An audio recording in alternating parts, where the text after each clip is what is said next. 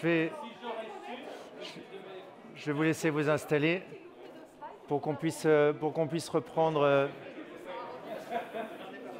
dans les temps.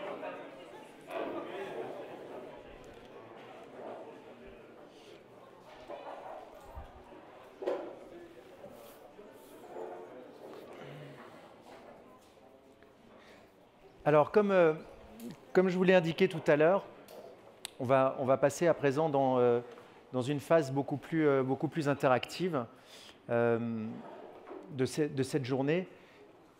Mais on a vu la vision de l'industriel, on a entendu évidemment ce témoignage fort du militant, de l'humaniste avec Yann Arthus Bertrand. Et Marc nous a apporté la brillante démonstration que même quand on est financier, on peut essayer de mourir avec le sourire en étant engagé et en apportant sa pierre à cet édifice. On s'est dit qu'il était quand même compliqué d'aller au bout de la logique sans, à un moment, confronter ses points de vue, confronter ces choses à ce que pensent ceux pour qui on fait tout ça, c'est-à-dire l'utilisateur final, c'est-à-dire l'opinion publique. On a donc demandé à l'Institut BVA, qui est représenté ici par Édouard Le Serre, son directeur général adjoint, de réaliser une enquête auprès des Français, un sondage grand public auprès des Français, auprès des Anglais, auprès des Américains, de manière à essayer de comprendre comment est-ce qu'ils perçoivent ces enjeux-là, essayer d'identifier s'il y a des informations qui sont fausses, en tous les cas des idées reçues qui persistent encore, et essayer de tester auprès de ces trois opinions publiques jusqu'où ils sont prêts à aller pour eux aussi apporter leur pierre à l'édifice.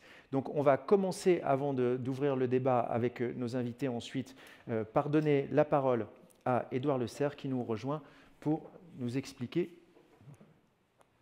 tout ça. Bonjour, le protocole c'est sans masque, vous parlez ou... Ok, je vérifie. Merci beaucoup de m'accueillir ce matin. Je vais essayer en effet de refléter ce que l'on a recueilli auprès des Français et dans d'autres pays, essentiellement parce que vous savez que c'est toujours important de confronter cette opinion-là à la manière dont les choses infusent ou pas. Vous allez voir, il y a un certain nombre de résultats qui ne sont pas complètement étonnants par rapport à ce que vous pouvez connaître, ce que vous avez pu voir. La montée en puissance du sentiment d'urgence climatique auprès de la population française et mondiale est quelque chose, je peux vous le dire, en 35 ans de carrière, je n'ai jamais vu une progression aussi forte, aussi rapide et aussi transversale, en ce sens qu'elle touche l'ensemble des catégories de la population, se produire. Jamais. Ça n'est pas tout à fait vrai. C'est arrivé dans les pires moments du terrorisme, des attentats, de choses qui touchaient au cœur de chacun, où on voyait des opinions qui se mobilisaient, qui devenaient plus conscientes, mais en général, c'était relativement peu durable. Ici, et c'est justement un des premiers points qu'on a voulu voir, c'est de quelle manière il y avait une forme de durabilité, ce mot est peut-être facile hein, en l'occurrence, mais de durabilité de ces opinions. Il va falloir les suivre, il va falloir continuer à les suivre. Mais en tout cas, ce premier élément de variation d'une force incroyable et inédite, est quelque chose qui méritait qu'on s'y attarde et qu'on regarde à deux fois. Je passe rapidement sur les éléments qui sont les éléments plus directement liés à la méthodologie. L'enquête est récente, hein, elle a été réalisée à la fin du mois d'août, donc peu de variations attendues depuis. Au contraire, les choses ont encore pu s'amplifier. Et la première question que l'on voulait se poser, c'est naturellement celle que plein de gens se posent, à savoir, est-ce que ce qu'il vient de se passer, ce que nous vivons, la crise que nous traversons, est une crise qui remet justement en perspective un certain nombre de priorités que les Français et d'autres se sont posées. Première question. En gros, est-ce que le changement climatique est soluble dans le Covid? Est-ce que la conscience climatique, l'urgence climatique est soluble ou passe en retrait? On a posé la question de manière aussi simple que celle-là. Est-ce que c'est plus prioritaire, moins prioritaire, ou ni plus ni moins prioritaire, maintenant qu'effectivement que nous sommes dans un contexte sanitaire tout à fait particulier. Et c'est peut-être la première surprise, parce que justement, il n'y a pas de modification de ces hiérarchies, voire il y a renforcement de ces hiérarchies. vous avez 4 Français sur 10, 39%, qui nous disent aujourd'hui que c'est plus prioritaire que ça ne l'était auparavant, que la crise sanitaire renforce cette priorité et ne la met pas au second plan, elle la renforce. Alors vous en avez une proportion équivalente qui disent ni plus ni moins, qui restent sur les avis qu'ils avaient auparavant, et seulement 20% qui disent que c'est moins prioritaire. Il y a donc 2 fois plus de Français aujourd'hui qui disent que c'est plus prioritaire que de Français qui disent que c'est moins prioritaire.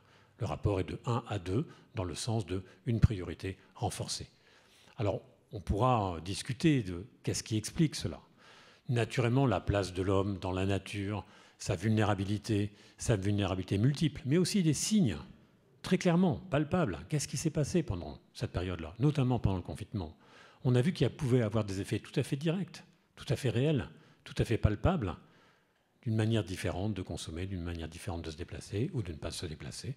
C'est donc un autre élément qui vient naturellement donner j'allais dire, de l'air à ce moulin-là. La conscience de l'urgence, de la priorité, c'est un peu ce qu'on a vu à travers l'ensemble de la crise. C'est vrai que c'est aussi une crise qui renvoie chacun, où chacun voit midi à sa porte, où les convictions déjà ancrées ont été renforcées.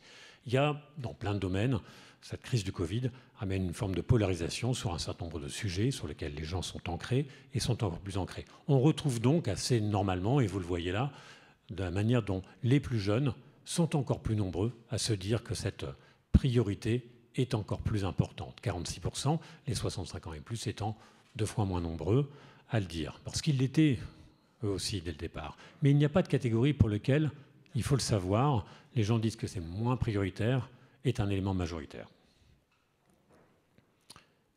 Petit regard aussi à l'étranger pour voir de quelle manière ça s'est passé. Alors vous voyez bien que la France ici est assez particulière. La France a une forme d'extrémisation. Ce côté de priorité renforcée par la crise est plus importante en France, au rapport de 1 à 2, je vous le disais tout à l'heure, alors qu'on est plutôt sur des choses plus équilibrées dans les pays anglo-saxons que nous avons visités.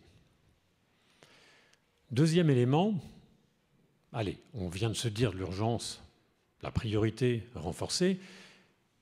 Qu'est-ce qu'on fait? Comment est-ce qu'on réagit? Comment est-ce que les individus peuvent prendre en compte simplement quelque chose qui est une montée de l'opinion, de la perception, pour aller vers quelque chose de très concret, vers de l'action? Voilà. Est-ce que, du coup, on va aller directement là où ça peut faire du bien ou du mal, le porte-monnaie, qu'est-ce que l'on peut faire? Est-ce que l'on est prêt à une baisse éventuelle de ses revenus pour lutter contre le changement climatique? Là, encore une fois, on peut voir le verre à moitié plein ou le verre à moitié vide. Certains diront c'est un peu décevant puisqu'on a 64% des Français qui nous disent non, je ne suis pas prêt à voir les choses variées et ce n'est pas un effort que je suis prêt à faire. Il faut quand même regarder de l'autre côté et se dire qu'on a environ un tiers de la population, 35%, qui nous disent être prêts à faire des efforts. Alors certes, bien sûr, c'est à travers un sondage, ça ne les engage pas, on ne leur a pas demandé directement derrière de dire voilà, puisque vous venez de dire ça, maintenant vous allez payer un peu, c'est vrai. Mais il faut voir aussi ce que cela veut dire, ce tiers-là, qui est relativement modéré par rapport à 65%, qui est relativement modéré là aussi quand vous voyez qu'il y a 16% qui disent moins de 1%, mais ça dit quelque chose d'une forme de proximité à cette action-là. On sait qu'un certain nombre de populations sont déjà en train de basculer, sont déjà en train de faire des efforts, sont déjà en train d'investir, j'allais dire, de leur propre denier pour pouvoir les choses changer. Mais c'est vrai qu'on voit là qu'il y a une intention qui est loin d'être négligeable, qui concerne à peu près un tiers de la population, et sur laquelle il y a un levier. Voilà, il y a un chemin là, il y a une possibilité d'aller plus loin, il y a quelque chose sur lequel on peut s'appuyer. Et le fait qu'on en ait 35% dit aussi que, parce que vous savez que c'est un des leviers, les individus, pour pouvoir passer à l'action, ont aussi besoin d'avoir le sentiment qu'autour d'eux, c'est la même chose. Donc on commence à avoir cet agrégat d'opinion qui dit « oui, moi aussi ». Quand vous êtes tout seul, c'est très difficile de maintenir une intention. Quand autour de vous, on dit « ah moi aussi je l'ai fait, moi aussi j'ai l'intention de le faire », là encore une fois, ce chemin, il existe et il faut s'appuyer dessus. Évidemment, quelques variations que je vous présente rapidement. Ceux qui ont un peu plus de moyens financiers, on va parler ici des cadres, c'est plus facile pour eux de se dire qu'ils vont avoir une petite diminution de leurs revenus, naturellement. Ils ont un revenu disponible qui est plus important. C'est assez logique, je vous le présente simplement pour mémoire, mais c'est vrai qu'il y a des efforts peut-être plus importants, mais aussi des moyens de trouver comment chacun, à son niveau, peut contribuer, et quelque chose qui est une voie possible. Alors, qu'est-ce qu'on peut faire individuellement et qu'est-ce que les autres peuvent faire? Je parlais tout à l'heure des éléments qui motivent les individus à passer à l'action. Il y a une forme d'entourage social, de pression sociale, de normes sociales, comme on dit en économie comportementale, qui va aider les individus à passer à l'action et à passer à l'action de manière durable. Mais il y a d'autres éléments. En général, quand les individus sont prêts à faire quelque chose, la deuxième question qu'ils posent, c'est « et les autres ?» Parce que moi, je peux faire quelque chose, mais qui va faire? Qui va montrer quelque chose? Et ils se retournent immédiatement vers ceux qui sont ceux auxquels on fait référence lorsqu'il s'agit de pouvoir, non pas seulement le pouvoir politique, mais le pouvoir de faire, et donc les grandes entreprises, et donc les pouvoirs publics, et donc les États. Alors, tangiblement, comment est-ce qu'on peut concrètement voir ces choses-là se mettre en place? On a posé cette question simple, là aussi, à travers des éléments qui sont des éléments, j'allais dire, visibles, pas toujours au plaisir de tout le monde, mais des éléments visibles de cette transformation-là. Et on a regardé la manière dont l'acceptabilité aujourd'hui de ces questions sur les panneaux solaires en France, les éoliennes au large des côtes ou les éoliennes dans les terres. Et vous le voyez, le niveau le plus bas est à 66% d'approbation. Alors vous me direz, c'était une remarque que me faisait un journaliste, « Ah mais pourtant, dès qu'on installe une éolienne, on entend parler des difficultés, de l'opinion qui se mobilise, etc. » Bien sûr, il y a des éléments qui sont liés à l'environnement, bien sûr, des éléments qui, aussitôt, dès qu'on installe quelque chose, il y a une crispation qui est généralement locale, mais qui prend une ampleur nationale parce qu'elle est relayée par les médias. C'est vrai que ça existe, c'est vrai qu'il y a des résistances, c'est vrai qu'il y a des choses à faire avancer, mais en tout cas, là aussi, je vous parlais tout à l'heure de ce potentiel, de ce chemin d'intention. Ici, on a un chemin d'acceptation qui est positif. Il faut faire attention, ça peut être fragile, il ne faut pas le détruire, mais on a un élément positif, et vous le voyez encore une fois à travers 66, 78, 85%, on est très nettement sur un élément, un fond très favorable. C'est d'ailleurs le cas dans les autres pays. Là aussi, je mets à titre de comparaison rapide, et plus encore, j'allais dire pour ce qui est par exemple des éoliennes dans les terres, on a une forme d'acceptabilité qui est plus importante dans nos pays, chez nos voisins anglo-saxons et américains. Elle est à chaque fois, le score est à peu près le même, voire un peu supérieur, et notamment aux États-Unis, qui a une vraie ouverture, en tout cas dans son opinion, sur ces sujets-là. Dernière dimension, parce que je ne veux pas prendre trop de votre temps et de l'énergie qui vous reste avant le déjeuner, mais quelque chose de très concret. Les éoliennes, ce n'est pas moi qui les installe. On revient sur quelque chose où chacun se dit « qu'est-ce que je peux faire ?» Naturellement, l'électrification du parc automobile, les voitures électriques, les véhicules électriques sont un sujet qu'on a voulu aborder avec les personnes que nous avons interviewées. Alors, simplement, là aussi, question simple, allons au concret. Vous avez une voiture, on a posé cette question uniquement à ceux qui disaient posséder une voiture dans leur foyer. Si demain vous devez la changer, est-ce que vous envisagez, et vous allez voir l'échelle, de passer à la voiture électrique? On est de nouveau sur le verre à moitié plein, à moitié vide. Mais c'est toujours plus intéressant, j'allais dire, qu'on doit présenter des choses. On n'est pas en Corée du Nord, donc c'est toujours plus intéressant d'avoir quelque chose qui nous permette de dire, voilà, il y a des points d'appui, il y a des points de faiblesse, il y a derrière une stratégie à développer. On a un Français sur deux qui dit non.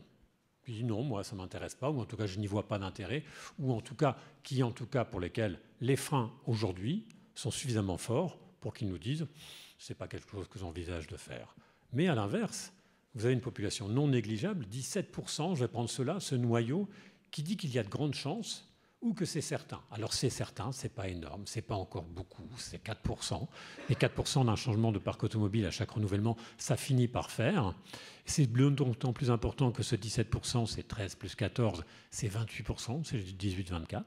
Donc on voit bien là aussi que dans les générations, on connaît les clivages, on en a parlé tout à l'heure, entre générations, mais là aussi il y a un moyen extrêmement fort. Et le possible, là encore, un tiers, c'est possible. Bon, qu'est-ce qui va bloquer? Pourquoi est-ce que c'est seulement possible? Ou pourquoi est-ce qu'on ne l'envisage pas aujourd'hui? Là aussi, je ne vais rien vous apprendre en vous disant qu'il y a naturellement un premier effet qui nous ramène à une question sur le budget, parce qu'on a le sentiment, parce qu'il y a ce sentiment largement partagé, on le sait à travers d'autres enquêtes, qu'une voiture électrique, ça coûte cher. Ça coûte cher à l'achat. Deuxième élément, une fois que je l'ai, comment je l'utilise? Et bien sûr, derrière la question, c'est est-ce que je roule dans une voiture électrique comme je roule dans une voiture thermique? Bien sûr, c'est la deuxième question évidente qui structure aujourd'hui éventuellement les freins à l'acquisition d'une voiture électrique aujourd'hui ou dans le futur. Un des éléments sur lesquels on a voulu regarder, parce que poser la question du prix, est-ce que vous avez l'impression que c'est plus cher, moins cher, etc., c'est une chose. Est-ce que l'autonomie, ça varie très vite? L'offre est très variante. il y a les véhicules hybrides, etc., qui compliquent un tout petit peu la manière d'aborder le sujet pour les individus. Mais c'est vrai qu'on a voulu simplement leur poser une question toute simple, encore une fois. Est-ce qu'à votre avis, quel est le nombre, là c'est une forme un peu de quiz, quel est le bon nombre de bornes de recharge électrique en France? On l'a posé également aux États-Unis et en Grande-Bretagne, mais en tout cas en France. Et vous le voyez là, que parmi les freins, évidents, si vous discutez autour de vous, non, je ne vais pas m'acheter une voiture électrique parce que franchement, je ne trouverai jamais où la recharger, je ne pourrai pas aller plus loin que bout de chez moi. Les gens oublient qu'en général, le nombre de kilomètres qu'ils font par jour est extrêmement réduit et que c'est 3 fois par an qu'ils ont besoin de faire plus de 200 kilomètres. Mais bon, c'est pas grave. Ça fait partie des choses qu'il faut lever. Et là, on a seulement 8% des gens qui nous disent qu'il y a plus de 20 000 bornes de recharge électrique en France. 8%. Tout le reste se trompe. Donc derrière le fait de se tromper, alors c'est compliqué. Peut-être que pour eux dire entre 5 000 et 20 000, c'est beaucoup déjà. Et on en a 26%. Mais en tout cas, ça veut dire qu'il y a une forme de sentiment relatif de rareté et donc d'accessibilité et donc de facilité de l'usage de ces véhicules électriques. Je crois que j'en ai à peu près terminé. J'espère que je vous ai dressé un portrait par petites touches. Encore une fois, on n'a pas le temps aujourd'hui de faire une plongée en profondeur sur la manière dont les Français, les Anglais, les Américains se positionnent par rapport au réchauffement climatique, aux solutions, les solutions apportées par les autres et les solutions que l'on peut prendre en compte soi-même. C'est un travail ensemble, c'est le dernier point. Les individus ont le sentiment que eux, leur rôle peut évoluer, mais naturellement, ils ne cesseront de regarder de plus en plus ce que feront tous les autres, l'écosystème dont vous êtes un certain représentant, et c'est avec eux qu'il faut faire les choses, c'est comme ça qu'ils l'entendent. Merci. Merci beaucoup. Je vais vous garder juste. Est-ce qu'il y a des questions pour Édouard avant que nous le libérions sur cette étude? Non? Bon. Ah si. Alors attendez, on va vous amener un micro, madame. Deux questions. Aurélie Barbeau, je suis journaliste à l'Usine Nouvelle. Juste sur votre premier indicateur, le total faisait 101%. Alors, pardon. En tant que journaliste, je ne veux pas pouvoir donner ce chiffre-là. Est-ce que vous pourriez revoir les arrondis pour savoir... C'est une question d'arrondi. C'est le premier c'est lequel? C'est celui sur l'importance de l'urgence climatique. Alors, on va y revenir. Je suis désolé. Petite typo. Là, c'est les revenus. Voilà, on est juste en arrière, on revient. Tu veux que je revienne encore? Alors, 39. Eh oui, il y a le 1% de plus, le ne se prononce pas. C'est un problème d'arrondi. Je vous promets que je regarde immédiatement dans mes dossiers et je viens vous voir en vous donnant le chiffre exact. Je suis désolé. Vous avez, bravo pour l'œil, ça m'a échappé. Je suis désolé. Oui, monsieur. Alors, Jean Kedroff, journaliste chez Valeurs Actuelles. Et alors, une petite question, il semblerait, j'avais discuté avec un spécialiste du CNRS sur cette question, qu'un avis est globalement partagé que la voiture électrique, c'est une demi-solution plus qu'une solution, parce que voilà, alors je ne sais pas si vous pourrez répondre à cette question. Je ne suis peut-être pas le mieux placé voilà. pour l'aspect les plus techniques de l'électrification du véhicule, mais... Voilà. Est-ce que, en fait, on doit vraiment tant se réjouir que ça de cette quête à la voiture électrique, ou est-ce que finalement on ne sera pas confronté à des disons, problèmes qu'on avait hier? Voilà. Est-ce que c'est finalement si lucide que ça de se lancer éperdument dans cette stratégie-là? J'ai peur de ne pas être le mieux placé pour répondre à cette question. Pour le coup, je suis désolé. On la reprendra dans la partie juste après, si vous voulez.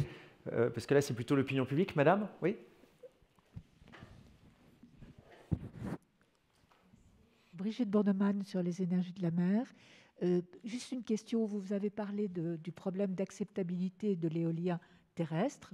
Est-ce que vous avez également pu mesurer celui probable ou prévisionnel ou prévisible sur l'éolien en mer?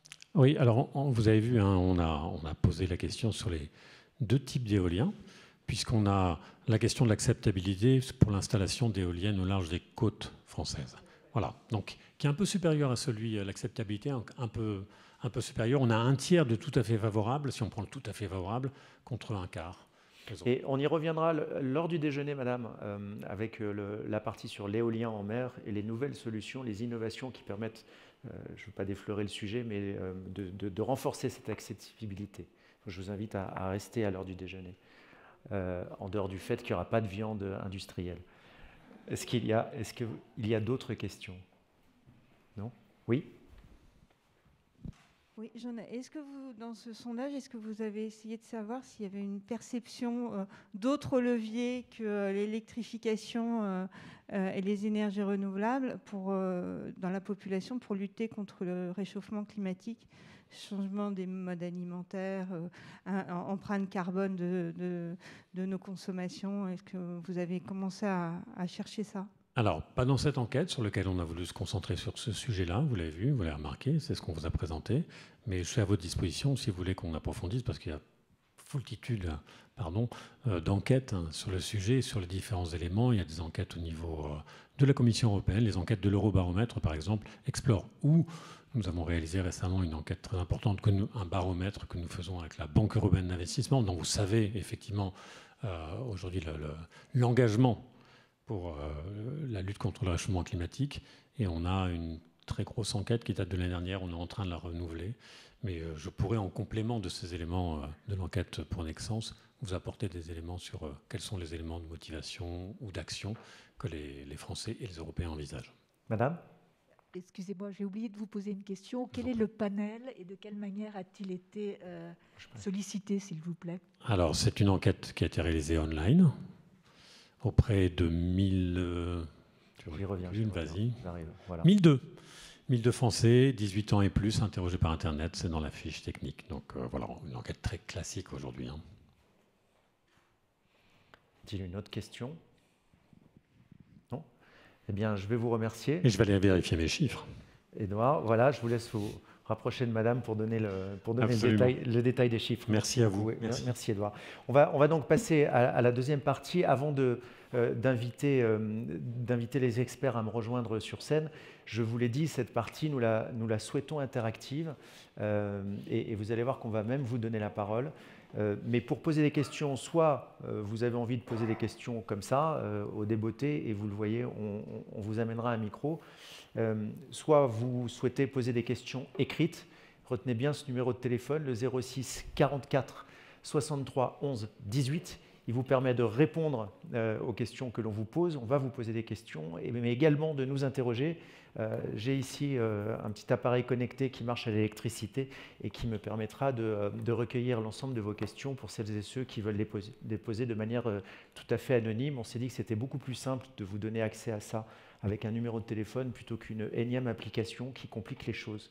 Donc, gardez bien cela en tête. Je vous le redonnerai autant que vous le souhaitez, 06 44 63 11 18. Passons à présent à la partie des paradoxes. Et je voudrais, pour discuter de ces paradoxes, que nous rejoignent sur scène Madame Christelle Heidmann, qui a eu la gentillesse de nous rejoindre et qui est la présidente de Schneider Electric France. Madame, je vous en prie.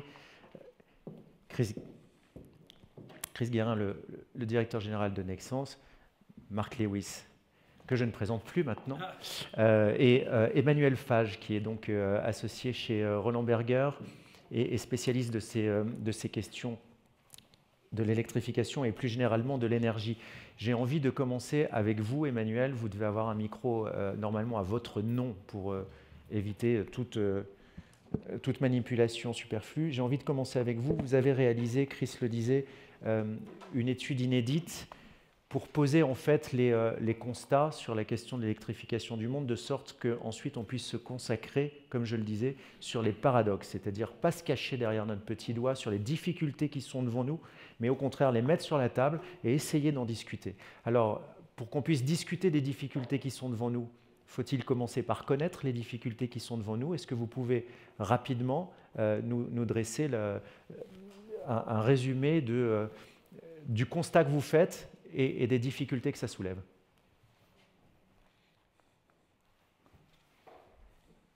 Merci Emmanuel. Donc effectivement, on a produit une étude un peu pour mettre à plat les les défis posés par le changement climatique et en quoi l'électrification pouvait y répondre. Donc cette étude, elle est sur le site. Hein. On en a mis quelques exemplaires à l'entrée si ça vous intéresse de voir le détail. C'est une étude assez épaisse. Et donc là, je vous présente juste un slide qui résume un peu les grandes conclusions. L'électrification est indispensable à la résolution du problème du changement climatique. Ça, c'est la première chose à vraiment garder en tête. On ne pourra pas réussir à limiter le réchauffement à 1,5 ou même 2 degrés, ce qui est envisagé comme aujourd'hui ce qu'on peut faire de mieux presque dans la résolution du problème, sans que 100% de la population mondiale ait accès à l'électricité. Parce que l'électricité permet une rationalisation des usages, une efficacité des usages, qui fait que c'est à travers l'électricité, on en a parlé déjà pour le véhicule électrique tout à l'heure, qu'on arrivera à ne pas consommer autant d'énergie et ne pas émettre autant de CO2 qu'avec d'autres sources. Voilà. Donc ça, c'est un premier point très important. Ça veut dire qu'il va falloir relier, vous le voyez sur la gauche de ce slide, 1,8 milliard d'habitants en plus en 2040. On a tout mis en 2030, pardon. On a tout mis en 2030 ici par rapport à aujourd'hui. Voilà. Donc investissement évidemment de connexion, en particulier aussi sur des énergies décentralisées hein, qui sont importants. La demande d'électricité, pour respecter ce scénario, doit augmenter de 20%, encore une fois dans ce qu'on appelle la trajectoire de degrés, d'ici 2030. En fait, c'est énorme. C'est énorme parce que d'une part, la tendance aujourd'hui et les objectifs des politiques climatiques, c'est que les demandes d'énergie diminuent. Vous connaissez sans doute la loi de transition énergétique en France. On doit réduire les consommations d'énergie. L'efficacité énergétique est un des premiers leviers pour arriver à réduire notre impact sur l'environnement. C'est ce qu'on appelle quelquefois rapidement les négawatts. Hein. La meilleure électricité, la meilleure énergie, c'est celle qu'on ne consomme pas. Donc malgré ça, il faut que la demande d'électricité augmente de 20% pour arriver à ce 100% d'électrification dont on parlait. Voilà. Donc on doit augmenter l'électrification du monde, on doit fournir plus d'électricité pour éviter que ce soit d'autres énergies qui soient utilisées. Cela veut dire, et c'est un chiffre que Chris Guérin a déjà cité, qu'il va falloir investir 23 000 milliards d'euros. Et là, on a mis le chiffre d'ici 2040, donc dans les 20 ans qui viennent. Alors évidemment, 23 000 milliards d'euros, ça ne parle pas beaucoup. C'est à peu près 10 fois le PIB annuel français. C'est à 2 400 milliards d'euros aujourd'hui, le PIB français. Donc voilà, il faut investir 10 fois le PIB français pour arriver à faire ça. C'est énorme et en même temps, on a des investissements aujourd'hui dans d'autres secteurs de l'économie qui sont largement les mêmes. Évidemment, si l'électrification est vertueuse, je vous parlais tout à l'heure de l'efficacité énergétique qu'elle permet, elle est aussi vertueuse parce qu'elle va se faire de plus en plus à partir de moyens renouvelables. Et on en vient en partie à la réponse à la question qui a été posée il y a 2 minutes. Est-ce que la voiture électrique, c'est vertueux ? Ça dépend déjà complètement avec quelle énergie, avec quelle électricité on l'alimente. S'il y a du renouvelable en amont, on n'émet pas. Si évidemment on alimente la voiture avec une électricité qui a été faite à partir de centrales au charbon, c'est moins bien. Voilà. Donc il faut que ce soit du renouvelable. Et bonne nouvelle, parce que le renouvelable est aujourd'hui économique, ce qui n'est pas encore su. Hein, vous prenez n'importe qui dans la rue, ça, on aurait peut-être dû le mettre dans le sondage, les gens continuent à penser que le renouvelable est plus cher que l'électricité classique. Ce n'est plus vrai du tout. L'électricité venue du renouvelable est à parité, voire beaucoup moins chère que l'électricité qui provient de centrales thermiques classiques, au charbon en particulier. On peut parler du nucléaire, c'est un débat en soi. Mais aujourd'hui, on arrive à sortir de l'électricité de champs de fermes solaires à moins de 20 $ par mégawattheure. Voilà. Le prix sur le marché aujourd'hui en Europe, c'est 40 à 50 $ par mégawattheure. Coût complet, hein, 20 $ par mégawattheure, y compris en Europe, pas juste au Moyen-Orient. Donc c'est économique de faire de l'électricité. Et donc très naturellement, 80% de l'énergie des nouveaux moyens de production électrique qui vont sortir d'ici 2040 vont être de l'énergie renouvelable, principalement du solaire et de l'éolien. Et dernier point, tout ça s'accompagne de changements énormes dans les modèles énergétiques historiques.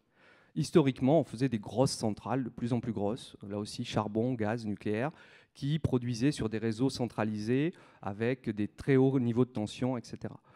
en fait, les modèles changent complètement. D'une part, parce que, par exemple, pour l'éolien offshore, il faut arriver à faire des câbles sous-marins, donc ce qu'on ne savait pas faire il y a quelques années, très technique. Pour faire de l'électricité à partir de renouvelables en terrestre, on parle de plus en plus de petites fermes très réparties par opposition à ces grandes centrales très concentrées. Et donc, en fait, les modèles économiques et la façon pour les acteurs sur la chaîne de se rémunérer changent complètement. Là, je ne vous parle que de la production. C'est vrai aussi pour tout ce qui est efficacité énergétique. C'est vrai aussi pour tout ce qui est autoproduction, c'est-à-dire comment on peut produire sa propre électricité à partir de panneaux sur son toit, voire à terme la vendre à ses voisins quand on n'en a pas besoin.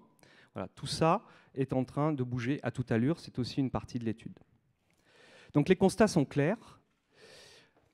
Vous l'avez entendu depuis ce matin, le sondage BVA le montre, le constat est partagé, l'urgence climatique est perçue, tout le monde est d'accord, sauf que ça n'avance pas. Sauf que ça fait 30 ans, 40 ans qu'on est au courant du problème physique. Tout à l'heure, Yann Arthus Bertrand parlait de la conférence du sommet de la Terre à Rio, 1992. Il y avait déjà la création de l'organe des Nations Unies sur le changement climatique, la CCNUCC. Ça a été fait en 1992.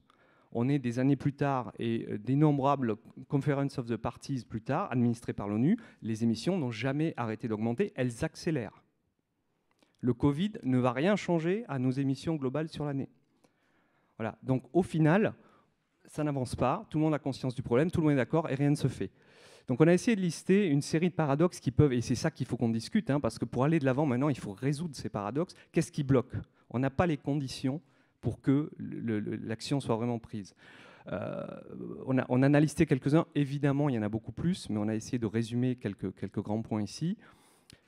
Tout le monde est concerné par le changement climatique, toutes les générations et tous les pays. Le problème, c'est que ceux qui vont subir le plus les changements ne sont pas ceux qui ont le pouvoir de décision aujourd'hui. Les jeunes, les pays émergents. Quand vous mettez Trump à la tête des États-Unis, évidemment, ceux qui décident pour une bonne partie du monde ne sont pas ceux qui forcément pensent que le problème est important. Second point important, les industriels. Les industriels vont être une bonne partie de la solution. C'est eux qui vont investir dans les moyens de production renouvelables. Ils ont besoin d'un cadre réglementaire stable. Ils ont besoin d'horizons, ils ont besoin de réduire le risque de ces investissements. Les cadres réglementaires n'arrêtent pas de changer. Ils changent à l'intérieur d'un pays selon les années. Regardez ce qui est en train de se passer en France sur le photovoltaïque. Quand j'ai écrit ce slide, ce n'était pas encore décidé. Là, on est en train d'expliquer que finalement, le photovoltaïque, on va revoir les tarifs, même si c'était sans doute trop important. Donc, les cadres réglementaires changent. Les conditions d'investissement entre continents sont complètement différentes. On a un marché du carbone en Europe, on n'en a pas dans la plupart des autres pays. Donc, on a un prix pour le CO2 en Europe, on n'en a pas dans les autres pays. Donc ça ne permet pas aux industriels de se lancer sur les investissements massifs qu'on a décrits avant. La prise de conscience, on l'a vu avec le sondage BVA, elle est là, elle est vraie, tant mieux. C'est déjà une grosse évolution par rapport à il y a quelques années. En même temps, c'est toujours mieux si les investissements se font loin de chez moi. Vous avez vu le résultat sur les éoliennes onshore. C'est ce qu'on appelle le NIMBY, Not in my backyard. C'est un norme connu. C'est-à-dire qu'on est tout à fait d'accord tant que c'est les autres qui paient. On est tout à fait d'accord tant que les inconvénients de ces changements sont portés par les autres. Voilà. Donc ça reste un blocage micro très très important. Sécurisation de la fourniture. Ça, c'est un problème qui est en train d'arriver en particulier dans les pays, qui revient dans les pays développés. C'est-à-dire qu'on voit qu'on commence à avoir des problèmes de sécurité d'approvisionnement. Les réseaux vieillissent, ils sont vétustes, ils sont plus sujets à panne ou défaut. Et donc, ça peut créer des choses comme ce que vous voyez en ce moment aux États-Unis, c'est-à-dire des étincelles dans des réseaux mal entretenus qui créent des feux. Ça crée des coupures. Maintenant, d'ailleurs, ils délestent, aux États-Unis, ils délestent avant que ça fasse des étincelles pour pas qu'on les accuse d'avoir fait des étincelles. Donc, les gens n'ont plus de courant dans tous les cas. Voilà. Donc, les investissements dans le renouvellement sont à 10 ou 20% de ce qui devrait être pour qu'on sécurise ces réseaux. Pourtant, il y a plein d'argent, il y a des taux bas. Donc, où est le problème? Pourquoi on n'arrive pas à investir ce qu'on devrait pour faire de la sécurité d'approvisionnement, pour mettre la sécurité d'approvisionnement au même niveau que ce qu'elle est dans la perception. Et dernier point, les énergies vertes, tout le monde en veut, encore une fois, pas forcément dans ma cour, mais on dit c'est ça qu'il faut qu'on développe. Elles sont très différentes, elles sont intermittentes par rapport à ce qu'il y avait avant, elles sont branchées à moyenne tension. Donc il faut radicalement revoir tout le fonctionnement de nos réseaux historiques. Je vous ai parlé tout à l'heure des grandes artères en très haute tension, c'est pas ça le système électrique du futur. Donc il faut reconfigurer nos réseaux pour arriver à accommoder cette injection d'électricité qui va se passer un peu partout. Pareil, pour l'instant, on n'est pas en train d'aller assez vite sur ces questions-là. Comment on fait pour passer par-dessus ce paradoxe? Voilà. Donc on en a listé quelques-uns, je suis sûr que vous en avez plein d'autres en tête. On peut reparler du véhicule électrique. Pourquoi, alors que tout le monde dit c'est bien le véhicule électrique, ben, les bornes ne se développent pas. Dans les parkings publics aujourd'hui, en France, vous avez 1% des places équipées avec une borne de recharge. 1%. Les ventes de véhicules électriques en juillet 2020 en France, c'est 6% du parc. Voilà, 6% de ventes, 1%. Alors évidemment, c'est beaucoup moins en termes de flotte, mais il faut accélérer pour pouvoir brancher, sinon les gens n'achèteront pas de véhicules électriques. Voilà, donc tous ces paradoxes, comment on les dépasse, comment on prend les bonnes décisions, c'est ce qu'on voudrait discuter avec vous à partir de maintenant. Alors on va en discuter, mais avant d'en discuter, je voudrais, on a donné la parole aux experts, on va continuer à donner la parole à nos experts, on a donné la parole aux Français, j'aimerais bien vous donner la parole à vous. Vous vous souvenez de ce que je vous ai dit? Ah non. Voilà. Si vous pouvez utiliser vos téléphones, faire ça en PCV, hein, comme on disait à l'époque, Collect Call in English, 06 44 63 11 18. Voilà, pour vous, en un mot, l'électrification du monde dans notre consommation, c'est quoi? Alors, au fur et à mesure que vous répondez, les nuages de mots vont s'afficher, et ce qui nous permettra aussi d'avoir votre avis et de serrer pour nos experts les questions et votre vision de ces questions pour pouvoir essayer d'être plus précis dans leurs réponses encore.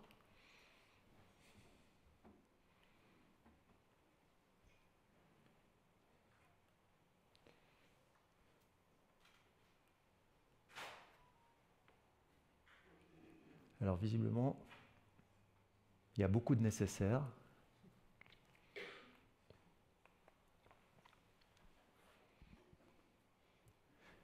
C'est terminé. Ah bon, bah alors c'est terminé, merci.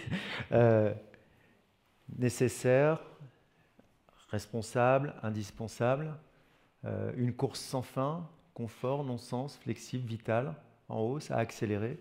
Voilà les données du problème. Alors j'ai envie de commencer avec vous, Chrysler Hindman. J'ai compris dans les paradoxes dont nous a parlé Emmanuel que la question de la décentralisation était quelque chose d'important. Qui dit décentralisation dit pilotage. Qui dit pilotage, évidemment, dit solution digitale. Vous êtes au cœur de ces enjeux. En tous les cas, l'innovation chez vous travaille d'arrache-pied sur ces questions. Est-ce que vous pouvez nous expliquer comment est-ce que finalement le digital dans la décentralisation des réseaux peut être un atout essentiel de la décarbonation?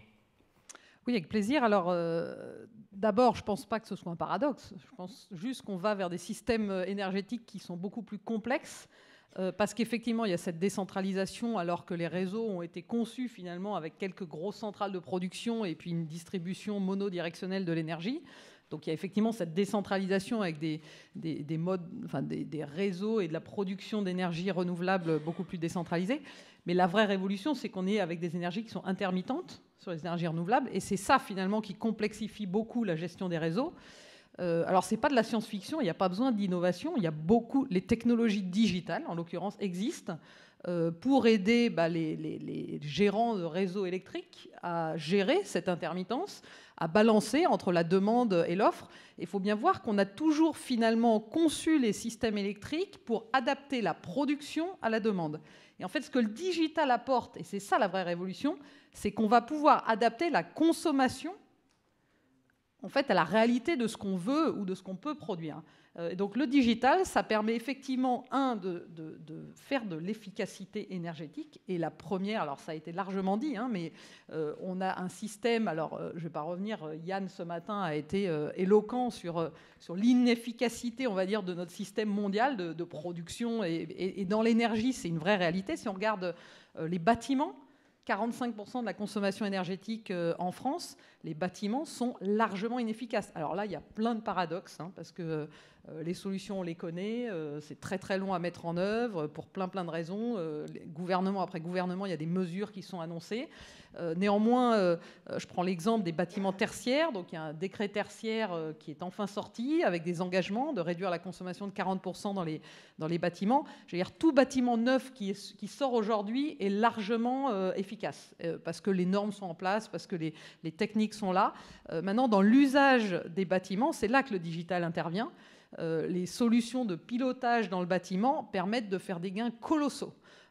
Et donc nous, on se l'applique à nous-mêmes dans nos bâtiments, on travaille dessus, les filières travaillent dessus, mais colossaux, c'est divisé par 2 la facture énergétique d'un bâtiment. Et en fait, on pense évidemment toujours en tant que consommateur à oui, il faut éteindre les lumières. Donc c'est sûr que les bâtiments sont majoritairement mal utilisés. C'est-à-dire que les écoles, voilà, il n'y a personne dans les écoles le week-end. J'allais dire, à part les hôpitaux qui tournent en permanence, à part certaines usines, même nos logements. Et d'ailleurs, le confinement l'a bien montré. Finalement, l'impact sur la consommation énergétique en France du confinement, c'est une mine d'or de données pour comprendre l'inefficacité massive du parc de bâtiments. Donc ça, c'est une chose. Et puis, le digital, c'est aussi, et là, effectivement, dans la décentralisation, permettre de produire. Donc le consommateur d'énergie peut devenir producteur, et ça, on le voit beaucoup plus. Alors la France, c'est pas forcément un pays très en avance sur l'autoconsommation. Nos voisins allemands, il y a plus de 5 millions de systèmes d'autoconsommation déployés, là où on en est à 80 000 en France. Alors il y a plein de raisons qui expliquent cela. On parlait de la stabilité du réseau aux États-Unis. Aujourd'hui, la principale d'ailleurs raison pour laquelle on voit de grandes entreprises, on voit des villes entières comme Las Vegas, des aéroports comme JFK à New York, qui veulent construire leur propre réseau de production et de consommation d'énergie. Raison numéro 1, la résilience, parce qu'effectivement, il y a un réseau énergétique qui n'est pas le même en termes de qualité que celui qu'on peut avoir en Europe, de grid. Et puis aussi parce qu'ils font face au changement climatique. Et donc, on le voit systématiquement, quand il y a des inondations, quand il y a une tempête sur la côte Est, etc., derrière, c'est des demandes massives de construction d'infrastructures pour aller dans cette autoconsommation. Alors, il y a aussi beaucoup de choses qui se font en Europe et en France. Donc, nous, on a beaucoup de projets. On travaille sur des campus. Alors, on a beaucoup de R&D à Grenoble. Et donc, on a beaucoup de chercheurs qui travaillent. Et on a des systèmes qui fonctionnent. Donc, ce n'est pas que de l'innovation. C'est vraiment des technologies qui existent. Le travail qu'on a tous à faire, c'est évidemment d'éduquer, parce que sur tous ces projets d'infrastructure, c'est toute la filière qu'on doit former, et puis d'éduquer les consommateurs, de penser, et c'est là où c'est le paradoxe, c'est qu'en fait, oui, c'est possible. Donc le paradoxe, c'est que le problème, il existe, la solution, elle existe, mais en fait, on n'arrive pas à le mettre en œuvre parce que, oui, ça nécessite de changer les comportements, les savoir-faire, les méthodes dans les entreprises, enfin dans l'ingénierie, les usages. Mais quand nous, on déploie dans une université à Grenoble, l'Institut des métiers, on apprend aux jeunes qui vont être demain boulangers, garagistes, à finalement penser consommation énergétique dans leur métier, parce qu'on met des petits capteurs et des petits compteurs. Ça, c'est formé, alors des jeunes qui sont déjà convaincus, on va dire, mais c'est formé au bon geste. Et à la fin, c'est économique tout ça. C'est-à-dire que nous, industriels, quand tous les 3 ans, on réduit de 10% notre consommation énergétique, évidemment, c'est très bien pour la planète, mais c'est très bien aussi pour notre compte de résultats. Donc tout le monde s'y retrouve. Et c'est là où l'efficacité énergétique, le digital, est un vrai révélateur. Et tous les Français, finalement, aujourd'hui, n'ont pas vraiment conscience de qu'est-ce qui fait qu'ils ont une facture. D'ailleurs, la plupart des gens ne comprennent pas leur facture d'électricité ou d'énergie. Le digital, c'est le premier moyen, finalement, déjà de prendre conscience, de se comparer avec ses voisins. On le voit bien, ça marche très bien dans les entreprises. Quand on compare des organisations entre elles, on a toujours envie d'être le bon élève. Ça crée des comportements vertueux. Et donc, c'est vers ça qu'il faut qu'on aille. Et c'est là où le digital, évidemment, apporte beaucoup de choses. Alors justement, là, on est au cœur de ce que vous disiez. Là, j'ai une question par SMS qui vous concerne au premier chef. Quand vous parlez de culture, je vous lis la question. Comment déployer le digital en France alors que même le compteur Linky est rejeté par de nombreux Français et rejet qui, par-dessus le marché, est relayé par les élus locaux. Alors comment est-ce qu'on contourne cette difficulté? Parce que là, ce premier test, à l'évidence, est mal compris. Alors, je ne sais pas s'il y a eu une enquête de BVA auprès de... Après, je me méfie toujours de ce qui ressort dans les médias et la réalité. En fait, les compteurs Linky sont déjà massivement déployés. Ils sont très, très bien acceptés. Donc, c'est vrai qu'il y a des... On l'a vu récemment avec la 5G. Voilà, il y a des débats médiatiques qui arrivent peut-être qu'en France et pas dans d'autres pays. Bon, bah c'est le paradoxe français, on va dire. On vit avec, mais j'allais dire, les Français, on est tous consommateurs, on a tous appris à se servir du téléphone portable pour faire beaucoup de choses.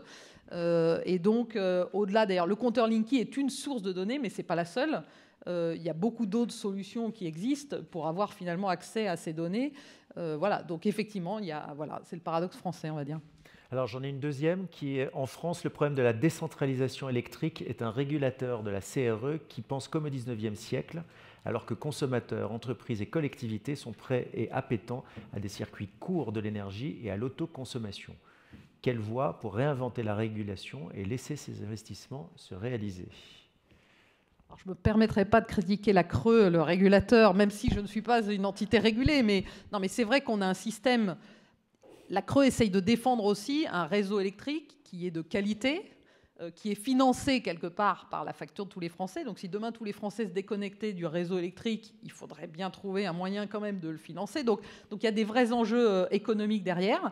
Maintenant, il est vrai, et il y a d'ailleurs des groupes prospectifs qui travaillent à la CRE sur ces sujets-là, puisque de toute façon la tendance c'est celle-là, et il ne faudrait pas que la France qui est quand même un pays de l'électrique, enfin...